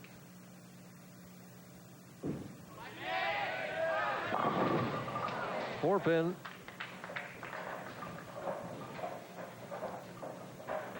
Well, we haven't had a tight match yet, Den, and the crowd is kind of subdued, and just a subdued atmosphere here right now. We need something to get everybody alive. It's amazing. Each and every week, 5 different players, 5 different styles. Boy, look at that 4-pin. Pay the penalty for standing. You just never know what is going to happen. And there you see Danny Keith. Only 20 years of age. 87 average, a little bit over 211 from West Palm Beach, Florida. Boy, that area is really turning out some outstanding bowling talent. For the week, 227.9. 211 for the year for a young player, 20 years old, is very impressive. Marshall Holman leading the average parade at this point with a fraction over 218. Hi, Brooklyn again. Boy, he's getting every break, too, I'll tell you. When he hits it out of bounds, it blows back in. Has to be a bit demoralizing for Mark Williams as he trails by 34. This one doesn't end up on the right side, but it ends up on the X. Now step into a new world of value at Exxon with the Exxon card. As always, it gives you the convenience of credit. But now you can apply at participating Exxon stations for a new electronic debit feature. It gives you the cash discount price on Exxon gasoline without having to use cash. Apply now for the Exxon card with the new debit feature. It's light years ahead in value.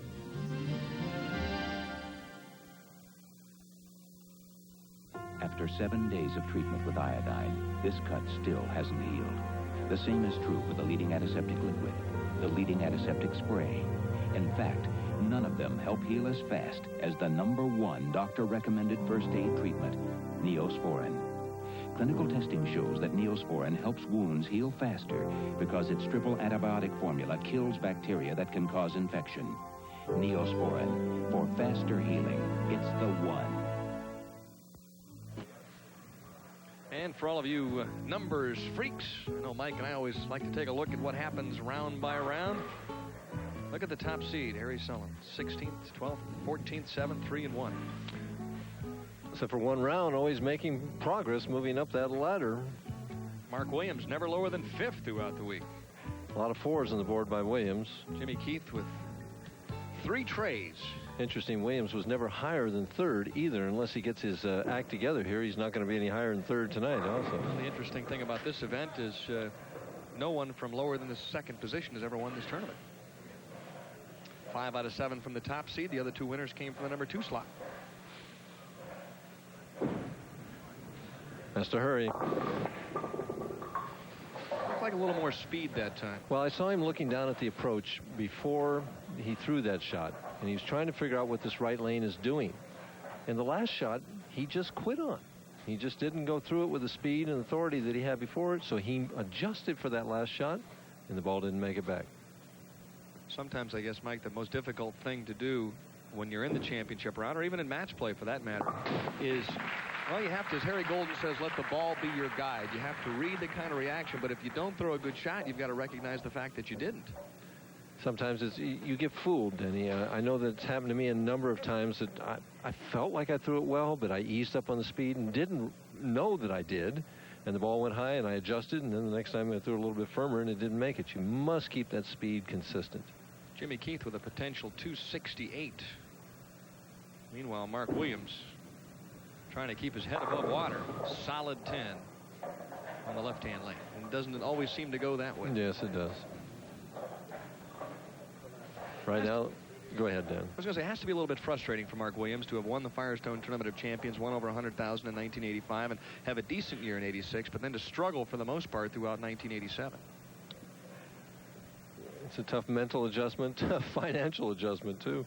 But out here, Mike, does anybody other than the superstars really consistently year in and year out finish in the top 10 in the money? Just so much competition. It's getting tougher all the time.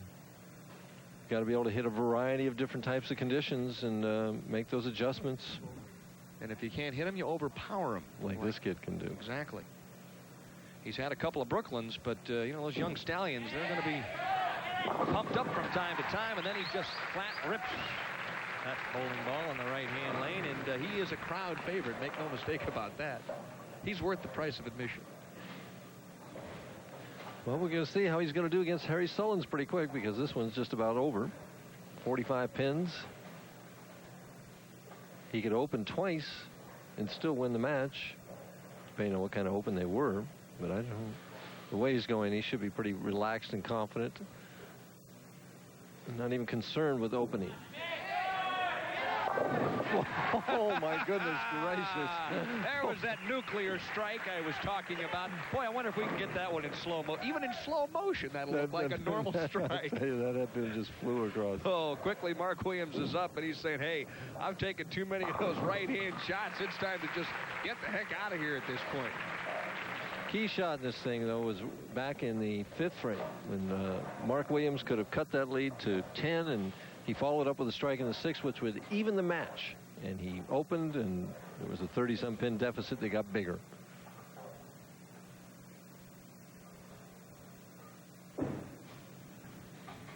Yeah, a little different angle of a strike on lane 39.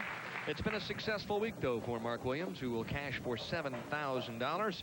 That'll up his current yearly earnings to $27,842.50. A nice way to end the summer. With a good paycheck, yep. Makes that trip home a lot shorter. And on a high note, a positive note, which is what you have to try and remain out here on the PBA National Tour. There are a lot of negatives. A lot of times when you're out there on the road 5, 6, 7 weeks, you feel like you're bowling well, and you just can't seem to crack into the finals. And so you got to take advantage of the positives when you get them. Well, Mark finishes with a flurry and a 213 score, but it isn't nearly enough because the man in red is red hot. 8 strikes for 213. Those open frames.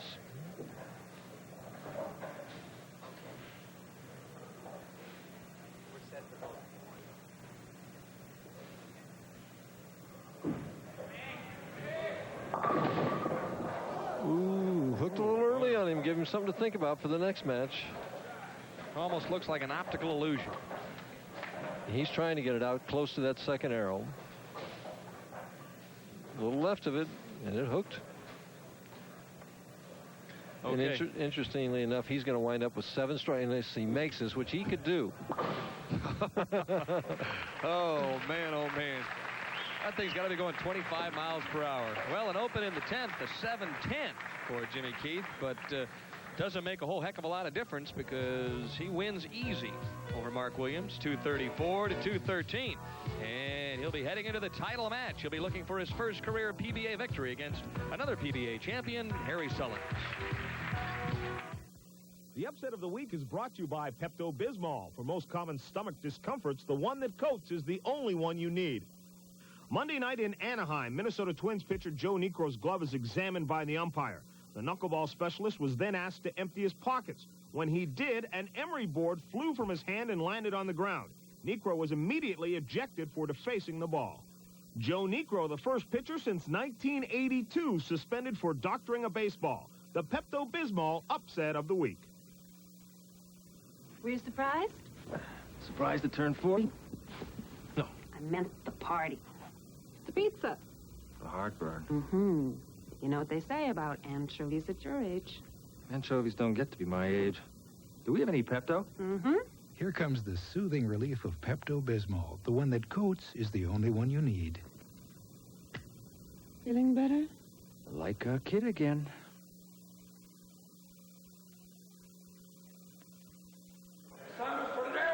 Like many before, you came here asking for just one thing. Sadowski, Shiboski. A chance. Pronounced Shiboski.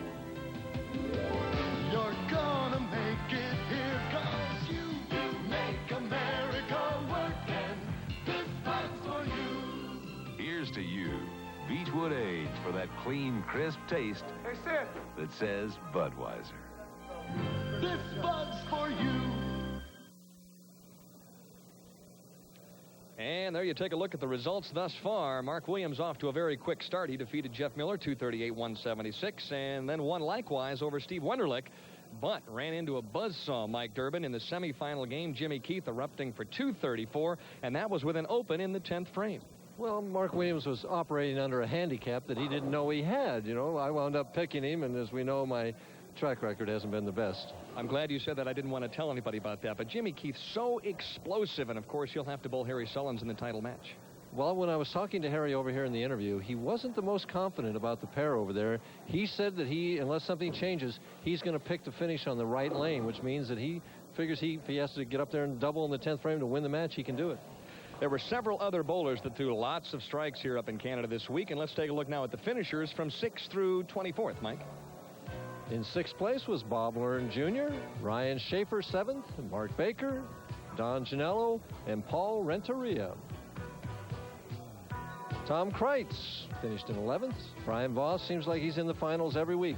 And the oldest man in the finals, Jim Murdishaw this week, Rudy Kazamakis, and Kent Wagner still bowling well. New name there, Bill Ryan Jr. was a leader here for a while. Mike Edwards in the finals all the time, but can't make the top 5. Ron Williams, John Odrobinick, and Tim Weisbrod. Ken Johnson, a new bowler with a big, powerful ball. Rowdy Morrow, winner a few weeks ago. Derek Banks, and Leroy Bornhop was number 24. And I'm going to stick up for Jim Murdishaw. He's only 33, Mike. Come on now. Well, it was a young field this week, but I had to stick it to my friend Jim. Several other players having outstanding years thus far on the PBA Tour, and, of course, topping the list money-wise, Pete Weber, who has really taken home a bundleful thus far in 1987. Well, he won a lot in the winter tour, but he hasn't added too much in this summer. He's at $155,000 right now. McCordy keeps creeping up on him. Del Ballard at 124. Walter Ray still needs that one check to get over 100,000, and Marshall Holman will be back in the fall. Randy Peterson closing in on that 100,000 mark. Dave Ferraro still has an outside chance to get there with Brian Voss. Kent Wagner at 76, and I said Parker Bowen had made over 60,000. Well, he's made over 70,000. Well, he's climbing right up that ladder. Now let's take a look at the average leaders. I already mentioned Marshall Holman leading the way at just over 218. He's a little bit of distance between him and Pete Weber at 216. Albee, top lefty, but not making the money. Third in average. Ferraro at 215 and Brian Voss at 215. Mark Roth, $2.99 Roth at $2.15, always there. Rowdy Morrow, David Ozio, Walter Ray, and Parker Bone at $2.14. So we got two lefties in the top 10 in average, Denny. Well, I know one year you led the nation in average in league play, but boy, oh boy, they threw lots of strikes here this week in Canada. What do you think about the scoring this week? Well, higher than I used to like to see. I mean, even though I did lead the nation one year in average in league play, I always liked those PBA tournaments where the scores were a little bit lower than this. Righties really clobbered the lefties this week, 222 to 200. All of them averaged 211 together, 225 to make our top 24, very, very high, 217 to make the top 53 the money.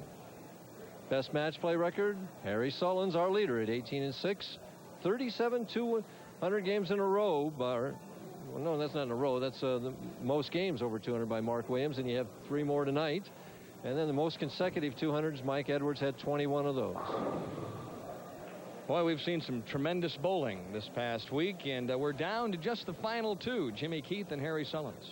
Well, right now you'd have to say the advantage goes to Keith right now. He's had a game under his belt, but he got 2 big breaks in that game with 2 Brooklyns. You could put a couple splits there instead of strikes.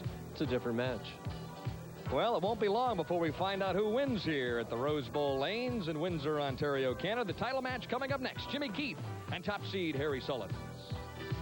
For a measly $2.99, you can look like a devil-may-care adventurer, America's top ace.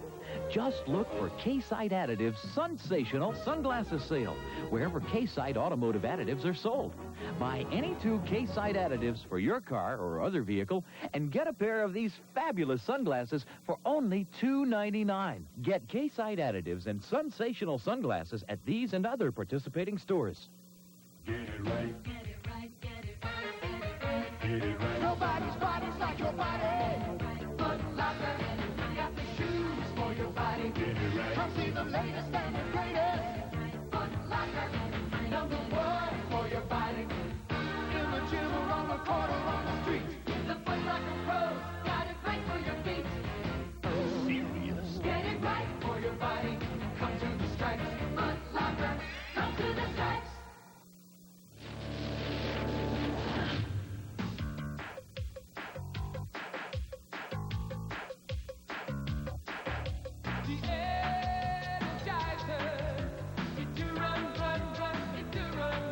Energizer. Good times never lasted longer.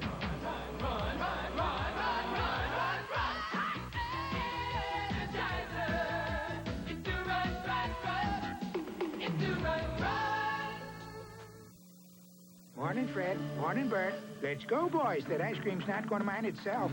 Say, these Gold Rush bars are a real gold mine, eh, Bert? Right. Ice cream, peanuts, caramel. Rich chocolatey coating. Yeah. Gold Rush bars sure look good, eh, Bert? Bert. Hey, Bert, don't eat our profits. Sorry, I lost my head. Gold Rush bars and new Gold Rush nuggets. The precious ice cream treats, mined by penguins. Hey, Fred, you want to grab a cold one? Real funny. Gold Rush in your grocer's freezer. And we'd like to set the record straight. In the semifinal game, it was 232-213. The reason being because Jimmy Keith fouled on his spare attempt on the 710. Well, as hard as much as he winds up throwing at those spares, I'll tell you. Wow, I've never seen anyone throw as hard at spares as he does. Joe Berardi throws hard at spares, but I think Keith throws even harder. I think you might be right. Harry Sullins on your left, Jimmy Keith on your right, and this is for all the marbles. And interesting, Harry Sullins, who has the option of what lane he's going to finish, switched. When I was talking to him over there, he was going to finish on the right lane. He changed, and now he's going to finish on the left.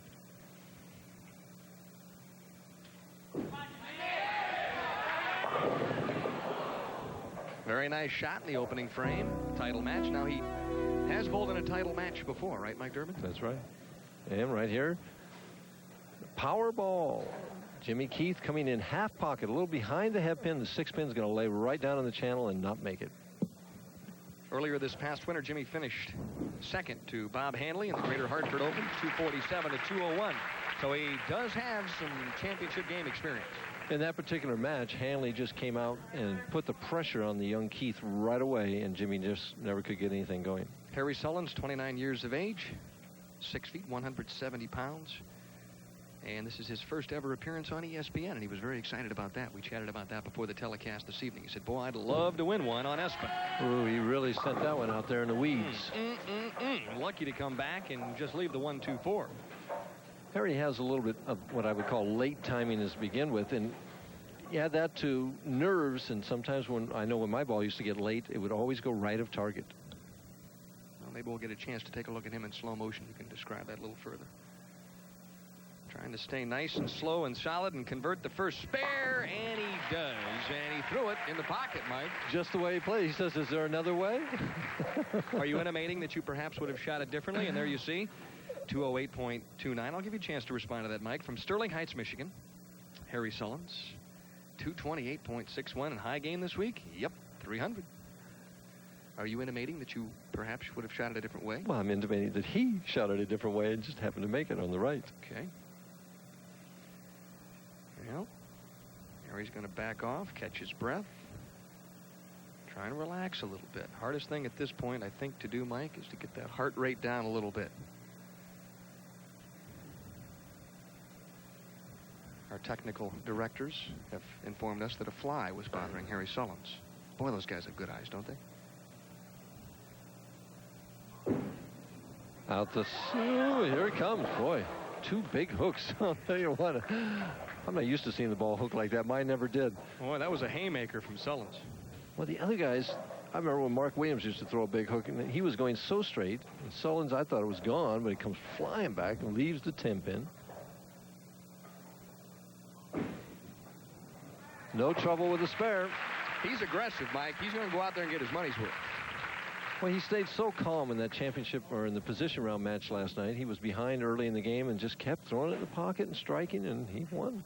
Jimmy Keith had an opportunity to lead this tournament last night. If he would have defeated Harry Sullins in the position round game by 15 pins, he would have been the top seed here this evening. But Sullins really came up big last night, winning that position round game. Brooklyn again. Didn't carry this time. Wow, solid 6. I think Sullins has used the right strategy here. He's made Keith finish on this right lane. He's going to bowl here in the 2nd, 4th, 6th, 8th, and 10th frames. And his last couple shots, he went Brooklyn and then through the nose. He's had trouble with the right lane. Double dribbled that one, but nails that spare, I'll tell you. Well, you got to change pins about every 3 or 4 games with this guy, don't you? He can break a few pins, I'll tell you. Does that ever happen, Mike? Yes. You hit that pin hard enough, you can break it.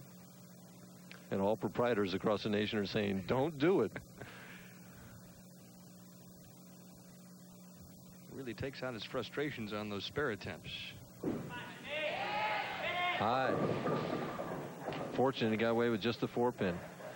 And I think we got a couple of nervous young men out here right now that just haven't settled down in this championship match. We had a great final here last year. Don Ginello defeating Tom Milton. Yep. Well, that was exciting. Went right down to the 10th frame. Perhaps we'll see the same here this evening. All I can say is if Jimmy Keith ever hangs up in one of those spare attempts, he's going to be permanently indented into somebody's masking unit. Either that or his sleeve size is going to change considerably. Man, oh man. He shoots those spare attempts at Mach speed. And Harry Sullins has informed us that graphic has said his career earnings 99,905 are wrong, that he made it over the $100,000 mark. Well, no matter what happens here this evening, he will, as Sullins takes a scant 1-pin lead early on in the title match.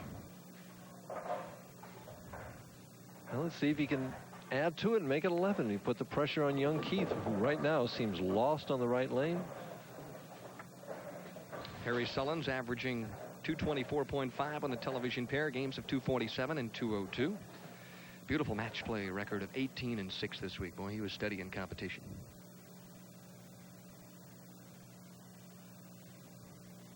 For the double.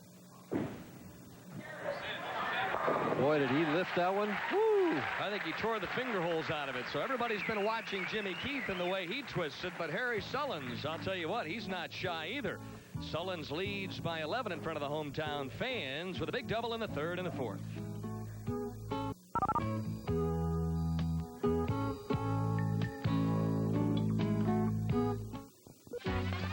It all starts here. It all starts at Fred Jones Pontiac GMC Trucks. The savings explosion is on now. With 1.9 financing or up to $700 cash back on new Pontiacs. It all starts here at Fred Jones, the Pontiac and GMC truck capital on capital. It all starts at Fred Jones Pontiac GMC Trucks, the Pontiac and GMC truck capital on Capitol, 130th and Capitol Drive. If you donate a car, truck, boat, camper, or other item to Rawhide, the new tax law still allows the full value to be claimed as a deduction. Your vehicle provides excellent vocational training for the teenage young men placed with us by the juvenile courts. Because everyone benefits, this is becoming a major source of income for the Boys Ranch. For an information packet on how you can help Rawhide plus benefit yourself, please call our toll-free number 1-800-221-AUTO. Thank you. National Football League action on ESPN coming up Sunday, August 16th, 8 p.m. Eastern Daylight Time. Chicago and Miami. Mike Ditka and Don Shula, a couple of outstanding National Football League coaches. Boy, a couple of very good teams there on ESPN, the NFL. So don't forget to stay tuned for that. I'll definitely be tuned in for that. Yes, I know you will, especially if the Rams are playing, right? Well, there's our prize money. The winner of this game is going to take home $20,000. I like that. $10,500 for second. We've already divvied up the $7,000, the 5,500, and the 4,500. And back to live action. Now, I imagine Keith's adjustment here is just going to be to give it more room. I think you were right on the button with that, Mike. It just seems it was never the way I adjusted lanes. When my ball would hook early and go high, I would always move left. But the younger players, a lot of times, they just seem to send it further wide. They do what they call open up the lane. They open up their shoulders a little bit more and just send it further right with a little more speed. Watch it hook back. Jimmy Keith opts for the re-rack on lane 39. He's only 20 years old, and I don't think he's too crazy about the second rack, but nevertheless, going to step up and try and double.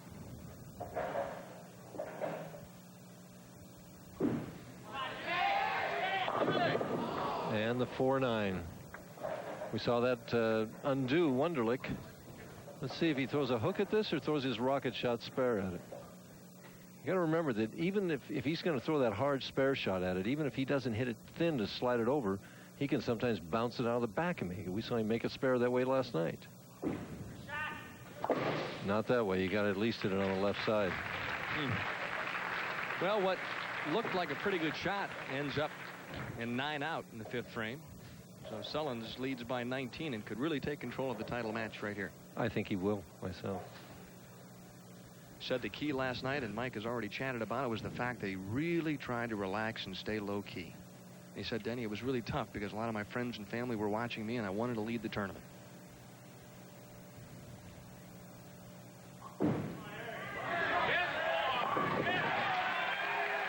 That's a mark of a champion, Dan, to respond when your opponent opens like that and he just says, hey, I don't want this match to be close. I want to win it by 50 pins. It's like he's up by 33 already. Yeah, it's like taking that 3-1 pitch and just parking it. Boy, just stepping right up there, taking advantage. 33 pins he leads by. I guess if there's one player, though, that could take it off the sheet and strike all the way out, it would be Jimmy Keith, as explosive as he is.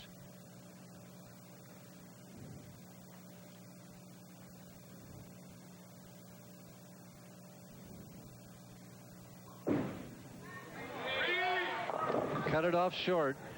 He just, that was nerves, Dan. That was just simply nerves. He knew that he could just put his opponent away with another strike there, and he just didn't continue the follow-through on up. Cut it off. And there's Harry's mom, Rose. 2 of his brothers, 2 of his sisters on hand here this evening. Very tough spare here.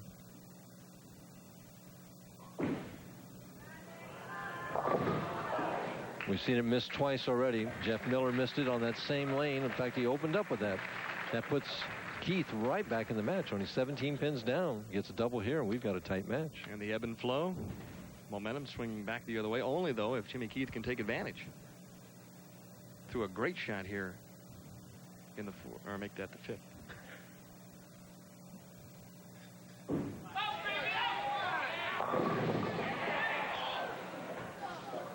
Amazing that ball can leave a weak 10, isn't it? Watching it rev up as it goes down the lane. Let me ask you a question, Mike. Does the ball really grab as well as it looks, or is it still spinning too much sometimes to really hit that hard?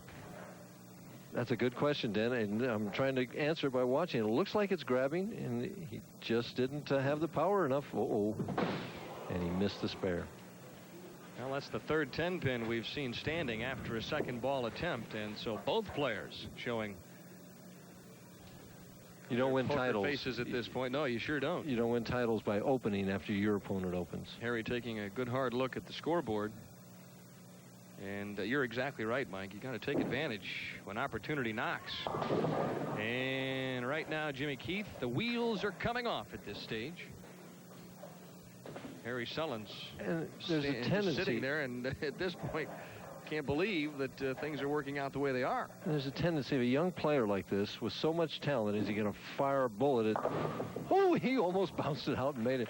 But he's almost throwing a give-up shot, Dan. It's just not the same intensity. Instead of thinking, what do I have to do to knock down the pins?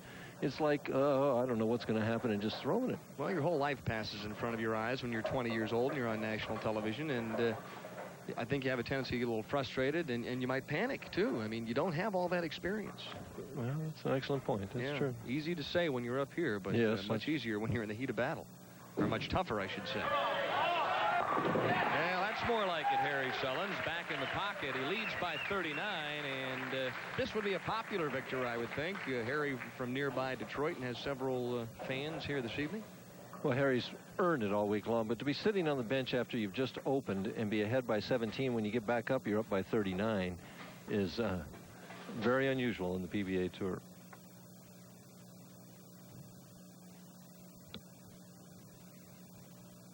Trying to keep the stranglehold at this point. And he's got it. Yeah, he sure does. He knew as soon as he let it go. And a round of applause from Mom. He has really made this an uncomfortable evening thus far for Jimmy Keith.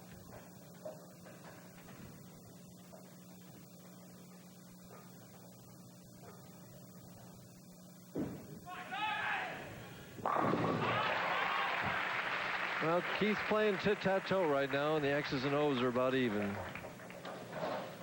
Trouble is, in the game of bowling, the sport of bowling, you need to get a lot more X's than you do O's. I was going to say, he's going to end up with a cat's game.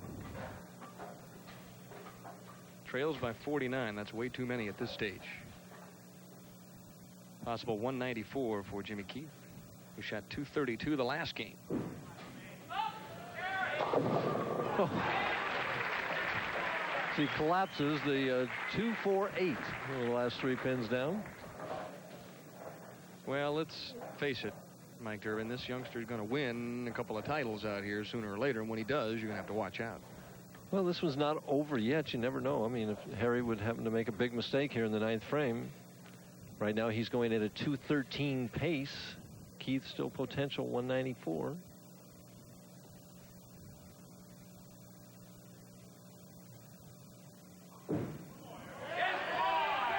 That's the best way to win. Just so a perfect shot.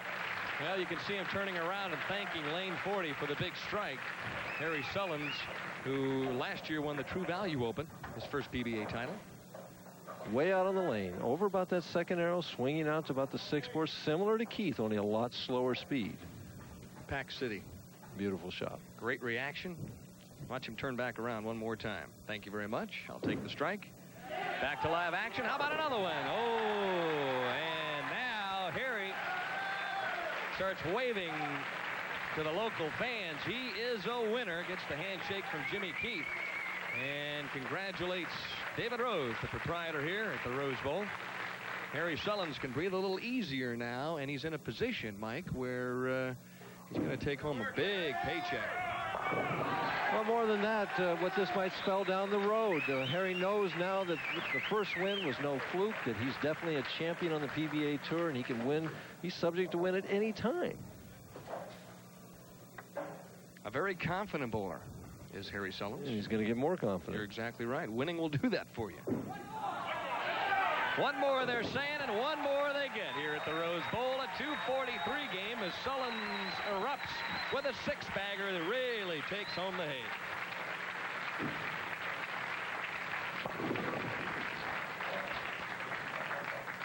A kiss. And how sweet that victory must taste, Mike Durbin. You've been there several times. It's awful hard to win out here. And sometimes it's so hard to win from the top-seeded position. But we said going into this tournament that 5 out of the 7, so now it's 6 out of 8. And Keith just had too many opens. 4 of them in the championship match, 159. Well, as we said at the top, explosive and unpredictable. He shot .232 to win the semifinal game, but he loses the championship to Harry Sullins. There you see Happy Harry, 243 to 159. This can happen to good bowlers on lanes with limited distance dressing or short oil. Short oil means oil out to here, 26 feet or less from the foul line. Short oil can make your ball react unpredictably, a big problem. Now, the solution from Ebonite, the new Firebolt SO, a urethane ball with a unique additive to make it roll long, hit hard, and not overreact on today's short oil conditions. Ebonite's new Firebolt SO is the solution to the problems of short oil.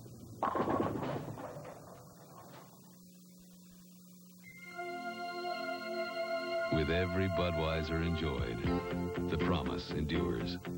The promise of genuine quality. Quality you can taste. Clean, crisp, Beechwood aged Budweiser. Always certain, always satisfying. Because we know you wouldn't have it any other way. That's why this Bud's for you. It's a special Sunday of sports on ESPN. The championship match of the Men's Canadian Open provides just some of the great shots you'll see, because following right behind is the fantastic finish of the Senior Gold Rush. Find out who strikes it rich live. Then, the big event, the debut of ESPN's NFL preseason showdowns. The Chicago Bears meet the Miami Dolphins right after NFL kickoff. Sunday on ESPN. When it comes to do-it-yourself projects, rely on True Value Hardware Store's professional quality master mechanic tools and their customer guarantee. The 7 1/4-inch circular saw is just $39.99, and the 1/3 horsepower jigsaw is only $36.50. Get 3 standard socket sets, 45 pieces, for just $29.99, and the master mechanic 5-gallon wet dry vac for only $37.99, exclusively at participating True Value Hardware Stores and Home Center.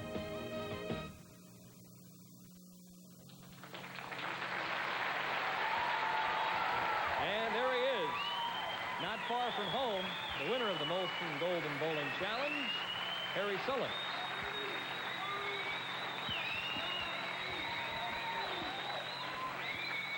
Has to be a very special moment for you, not far from home, to come up with such a tremendous performance and win your second PBA title. Denny, it sure was. The first one was really special because it was the first. This one was special because it was close to home. And I thought I made a mistake in the middle of the game, but I told myself just forget about it and work pretty hard the rest of the way. And I kept telling myself what I told Mike in between the commercial break, just keep the ball speed slow. And the slower it is, the ball will come in and hit, real flush and carry the corners, which it did pretty good, I might say. Yeah, well, considering you threw 6 in a row to end the game, you really got locked in. Jimmy gave you a couple of opportunities, but you had to step up and take advantage. Yeah, match play this week was really good, and although it come down to it, I learned quite a bit from the win in True Value last fall. And when you get an open, you have to work on the advantage. And after I threw that third strike for the 3-bagger, I was looking for the closeout strike, but it was only the 6th frame, and that's when I made the mistake. So after that, that's when I put on the old afterburners and went to work. Well, speaking of going to work, let's bring out a gentleman here, Mr. Hal Moran, the president of Molson Ontario Breweries Limited. And Hal, I know you're very excited. Tremendous performance to offer this gorgeous trophy.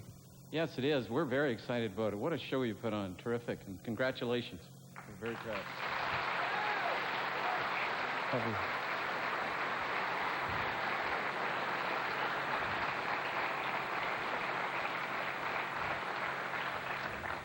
On behalf of Molson, I'd like to extend their thanks for sponsoring this tournament a whole great deal. Also, Mr. Rose and the staff here. The scorekeepers were really good this week, and the staff even in the restaurant. I know being across the river, them 2 or 3 days where I had nothing to do, you just sit around in the restaurant waiting. And it's funny, but for 4 or 5 days, they say it'll come along if you wait long enough. Well, I got number 2. No need to wait now. I'm looking for 3. Hal, I suppose you and Harry might have a Molson's Light maybe a little bit later on, huh? I'm sorry, I didn't hear you. Perhaps you'll have a Molson's Light later on with Harry. Yes, I'd be delighted. Listen, we hope that you like that trophy. It's the Molson Golden Challenge trophy. It's yours to take home. Put it on one of your shelves, and we hope that you look at it and get reminded of us often. Well, Hal, very often. I know as soon as I'm done here, nice trophy. I'm looking forward to that check for $20,000 wherever it is. Well, if you'd like the check, then perhaps we'll have David Rose, the proprietor here at the Rose Bowl, step on out now, and we'll give him an opportunity to say a few words and offer you a big PBA paycheck. Well, I know I speak for everybody in Windsor and everybody in Detroit when we congratulate you, Harry. But I think for this tournament, most of the Windsorites adopted you as a hometown boy. You're one of us. Harry, $20,000, our congratulations.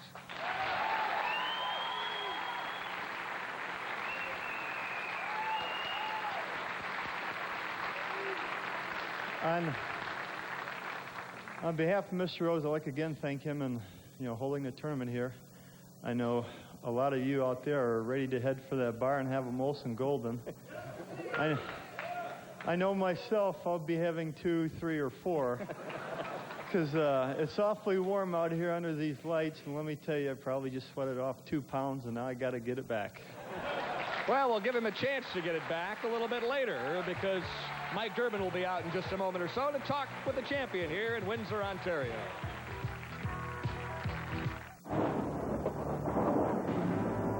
Winners know what it takes to win. In this game, it takes more control, more power, more precision, more curve. One ball has it all. One ball dominates winning on the Pro Tour. The Black U-Dot from Columbia 300. The Black U-Dot, the ball of champions. Columbia 300, sold only in lanes or pro shops. A light bulb is more than a great idea. It's one way True Value hardware stores help make your home more secure. Brighten your yard with this instant-on quartz floodlight, only $10.99. Then earn a $4 rebate with this TrueGuard Mercury Vapor Yard Light that covers up to 16,000 square feet. Add beauty and security with energy-saving GE Miser flood lamps and earn a $1 rebate. Then work overtime with the GE Bright Stick and earn a $2 mail-in rebate at participating True Value hardware stores. When that first warning itch of athlete's foot strikes, you want to stop that itch in seconds. Not even the leading remedy says it can do that, but Absorbine Junior can. Absorbine Junior also kills athlete's foot fungus on contact. So when that first warning itch of athlete's foot strikes, why wait 24 hours for relief when Absorbine Junior can stop that itch in seconds? Absorbine Junior can do that. It really can. Measly $2.99, you can look like a devil-may-care adventurer, America's top ace. Just look for K-Site Additive's sensational sunglasses sale, wherever K-Site automotive additives are sold. Buy any 2 K-Site additives for your car or other vehicle and get a pair of these fabulous sunglasses for only $2.99. Get K-Site Additives and sensational sunglasses at these and other participating stores. Well, it's not Mother's Day, but I think Rose is pretty happy at this point. Why don't we have her step out? Stand to my left there. Boy, pretty exciting when your son wins $20,000. Mike, any questions for our brand new champion? Well, I had one, Harry. When we were chatting in the break over there, you were telling me that your strategy at that time was that you wanted to finish on the right lane.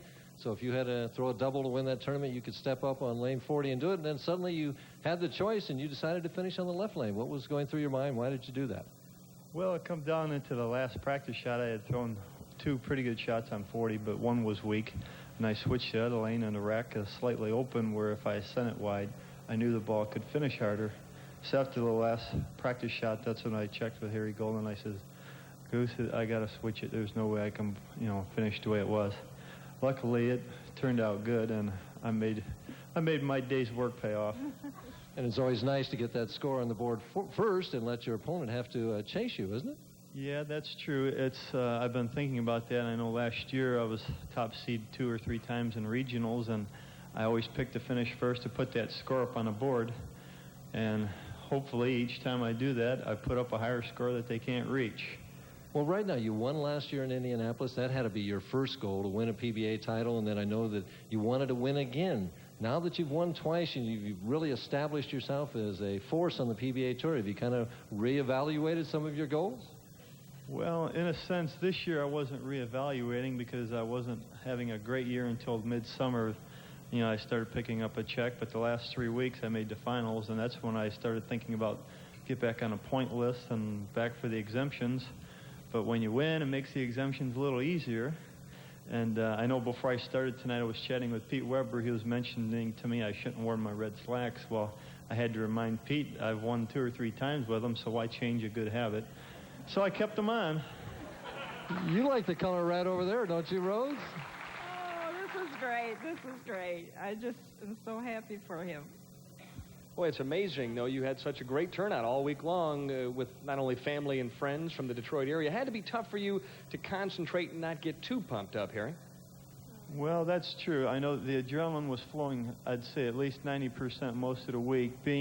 It's close to home, I know I was working at extra special to do well here, and I'm just glad I did the best you can do, but I have one word for the other bowlers, and when we get to Taylor's, I'll be trying the same at Taylor's, so look out, boys. Well, very confident bowler, Mike Durbin. Well, he's referring to Taylor, Michigan, when we go over there to bowl the Tournament Players Championship. And Harry has already established himself. He'll be a force to be reckoned with there. How about, was Harry always gone when he was a child from the bowling, down to the bowling center bowling? Well, he loved bowling, and we're so happy that he chose this for what he wants to do, and he's happy at it, so we're happy for him. Well, I think everybody in Detroit and certainly in Windsor are very happy with Harry Sullins because he is the Molson Golden Bowling Challenge champion. And we'll say goodbye from Windsor, Ontario, Canada. Another outstanding event. And these Canadian folks love their bowling. So long, everybody.